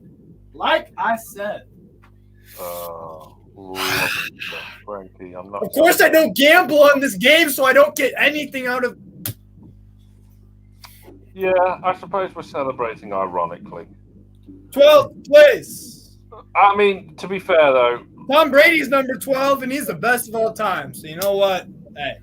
Yeah, he plays for Tampa United, doesn't he? In the NFL? In the NFL First Division. Yes. Yes, yeah. In the Mm-hmm. One sec. You know what? I think maybe because me and Carl did a horse racing Grand National preview. Maybe me and Carl should do an NFL preview where I know nothing. John Joe Shelby's going all the way. No, he's not. Tell you what, John Joe deserves a goal today. That would be fantastic. Richie swings the ball into the back post where Jacob Murphy's at, who tries to hit it first time, but he's not that good. Cher's going to go through them all. Oh, it's opened up for him. Oh, the lucky bugger Fulham defender gets away with it. Cher was nearly in there. That's what I like about Cher. Like, he goes forward. He's adventurous. I kind of. Are you too young for Philippe Albert? Do you remember Philippe Albert from back in the day, Steve? Mid-90s, centre back for Newcastle, because he was the ultimate. I've heard that name before. I believe he was the ultimate attacking centre back. My word, yeah. Some of the goals he scored was absolute filth, and that, ladies and gentlemen, is full time. How many career goals does he have, Albert? Because John Terry has the record for center backs, 41. I don't think he had. I don't think he had that many, but something for you to look into, Steve. Yeah. I'm sure you'll enjoy it. Yeah. There we go. Newcastle win 2-0. Now we have a nervous wait. Where we I said 2-0, man. I knew it. You were spot on. Well done. I mean, absolutely brilliant. So we've gone out on a high with 2 consecutive wins, which were the wins we'd all kind of pointed at towards the end of the season, didn't we? And we've beaten the 2 championship sides. And now all eyes to Molineux. Have we shithoused our way to 12th place? I'm gonna turn on the Wolves game. Let's see what we got here. We've got 10 minutes before I'm on with the instant match reaction, and then myself and Johnny are live with the fan reaction show. So you can come on. The link will be in the description of that video. You can pretend you're on the Greenwood and Mulliner show. And then Johnny and Liam for scoring the plays, and then Lee with the last word. So we've got plenty to come. So from possible relegation to shithousing our way into 12th. Man of the match picks, you two? Shelby. I think he deserves it. He grafts already for like 2 or 3 weeks. Being more defensive as well. He still didn't have in these games those killer passes, but the graft from John Joe it can be praised by, like, credit where credit is due. I think it's fair. Yeah. I would lean more. I would kind of lean Willock. I mean, I think you've made a great point. 7 goals in 7 games for Joe Willock, equaling Alan Shearer's Newcastle record. That's He was a little bit sloppy second half, but here's the thing: like, to get the win, you need the goal. How does Shearer needs to feel about this? Huh? How does Shearer needs to feel about this? His record is equaled by an Arsenal player. I can message him and ask him. Shearer's a pretty humble guy. Shearer's Did you ever interview Shearer or something? Rumor has it. And he follows me on Twitter as well. But who's counting? Yeah, me. That's right, me. So let's have a look as the scores are on Sky now. So it's still watching the Wolves game. Yeah, they're still playing. 3-1 leads final.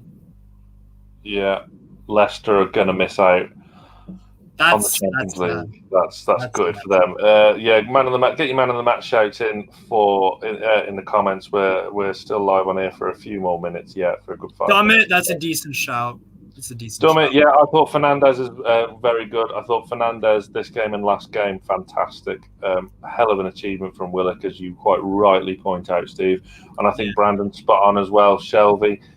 Some of the passing from Richie and Murphy again today were very good as well. I think it's a game that's been dominated by our defensive players. Let's not forget because we did a prediction videos, me and Sam, of how much points we needed to stay up. But that whole video is basically unnecessary because 28 points, what we already had at that time, were enough to stay up. It just goes to show just how poor that bottom three have been. Football is a funny game. 5 minutes left in the Wolves game. 12th place on the line. It's very. So just to clarify, Josh Madger has not relegated us today, and there won't be a derby next season. So on that basis, please hit the like button. Our neighbours down the A19 will still be playing in the third tier of English football next season. Bless them. Never mind. Must be fun. See you next season. They must like staying in that league for some reason because, like, maybe there's, maybe it's just better. I don't know. Maybe, maybe there's a reason why they want to stay in there. Cheltenham away. Yeah, Cheltenham. That's a very prestigious fixture. I'd love Cheltenham away in the depth of winter, so I can go to the race meeting after the game. So they're very, very lucky. I'm sure all the Sunderland, like McGeady. Yeah, I'm sure he's looking forward to it. Gareth Bale brace 4-2. 4-2 Spurs. I mean, Leicester have been in the top 4 all season, apart from last week and this week. And I mean, to be fair though, if you were them, you've got the FA Cup. You'd prefer the trophy, wouldn't you? Yeah, silverware talks. Yep. Absolutely. Wow. Fantastic. So it does look like we're going to finish 12th. At the start of the season, would you have taken 12th? I'll start with you, Steve. Yeah, because Bruce was the manager and Nash is the owner. Yeah. Interesting. Brandon, would you have taken 12th at the start of the season? I would, yeah. Close to 10th. That's also a requirement of ASN to stay playing for that top 10 kind of place. So yeah, we're close enough to there. I would say 12th, keeping us up. Yeah, I would take that. But especially under Mike Astley's regime, I would definitely take 12th as we finish. Over, I would try to push it a little bit higher. But. Interesting. I probably wouldn't at the start of this season. Stuart, you found the join button right at the end. Welcome. And you have signed up to become a member of NFTV. Thank you very much. Hit that join button. Probably the last one this season. Oh, plenty of stuff coming up in the off season. Don't you worry about that, my friend. The crazy European dream transfers, yeah. Exactly. Maybe. The Greenwood and Mulliner show rolls on as well. Hopefully, we've got a show tomorrow night with a former Newcastle player. But that's all I'm saying.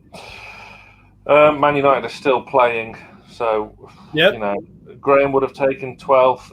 I'm not sure whether I would have. I would have been looking at that going, right, we've got a real chance to push on to get into the top 10. John, join button down there. There, sort of there, down there, join button. And then all the details. I'll make next this to how you subscribe. Steve, we've got about a minute or two left. You're a member. You support us on NFTV. What are the benefits? Why should people join? You get exclusive videos. You get to join the members only Discord. Let's see what else. It's pretty cheap. It's only a few bucks a month. I don't know. You get extra content for when you're bored and just want to watch some YouTube. So, and you get international insight. Sam's in England. I'm in the United States. Brandon's in. You're not still in Slovakia, right? You're back in the Netherlands. I'm in my home right now. So yeah, you get an international perspective. So yeah. You get to interact with other members, interact with us from the Newcastle Fans TV. Yes. Exclusive videos. You get a pre-announcement on the Greenwood and Wilderness shows. Harry Kane transfer incoming. Yeah, if the Saudis, I mean, we laugh now. Let's say if the Saudi thing goes through, God knows what's going to happen. It's not. It's not that. But there you go. I should just say, I know he's missed today, but look, it was Carl's idea to start these watch-alongs, and they started on Extra now. They're on the main channel, and they're our biggest viewed videos on a video on a match day. So massive credit to Carl, and we will carry on doing these. We'll do. Mention Adam as well. Was their idea, by the way. Yes, and yourself, Brandon. You've been on pretty much 99.9% on them as well, haven't you? But it wasn't easy to do this sort of thing, so I don't want to take any credit for it. It's just Adam and Carl. So fantastic, Carl. Well done, and we'll do a few through the Euros as well. Hopefully, England can get a good run in Euro. Which one, please? And that's what I've been waiting for. That's what I've been waiting for. Newcastle United finished the league season in 12th position. Who would have thought that after Brighton 3-0? Who would have thought, if you said at the beginning of this year, we're going to be better, we're going to finish higher than Wolves? I wouldn't have believed you. Yeah. That's mad. Seriously. So, yes, I would take, it's been a good season, I guess. No, it hasn't. This is the most fucked up year. I swear to God. I don't even know, man. Steve. We're finished above Wolves. Seriously, how crazy is that? That if you would have said that at the start of the year, because they were making Europa League quarterfinals and all that stuff, playing Sevilla and all that. So, yeah, absolutely right. So it's time to wrap up. Steve, thank you very, very much for joining us this afternoon. It's been a pleasure. Thank you so much. I told you had nothing to be nervous about whatsoever. It's been fantastic. And do feel free to hop on the fan reaction, which is coming up in 15 minutes. Brandon, thank you for your company as well this afternoon, as we have sat through Newcastle United winning 2-0 at Fulham to finish 12th in the Premier League. I'm going to be on the instant match reaction in less than a minute's time, followed by the fan reaction show where you can join in with myself and Johnny, and then scoring the players, and then Lee wraps up the day, as always, with the last word. So plenty to come throughout the evening or the afternoon, depending on where you're watching. My loan spell's over. Exactly. But we'll have another soon. Yeah. But thank you all very much for watching this afternoon, and stay tuned to Newcastle Fans TV.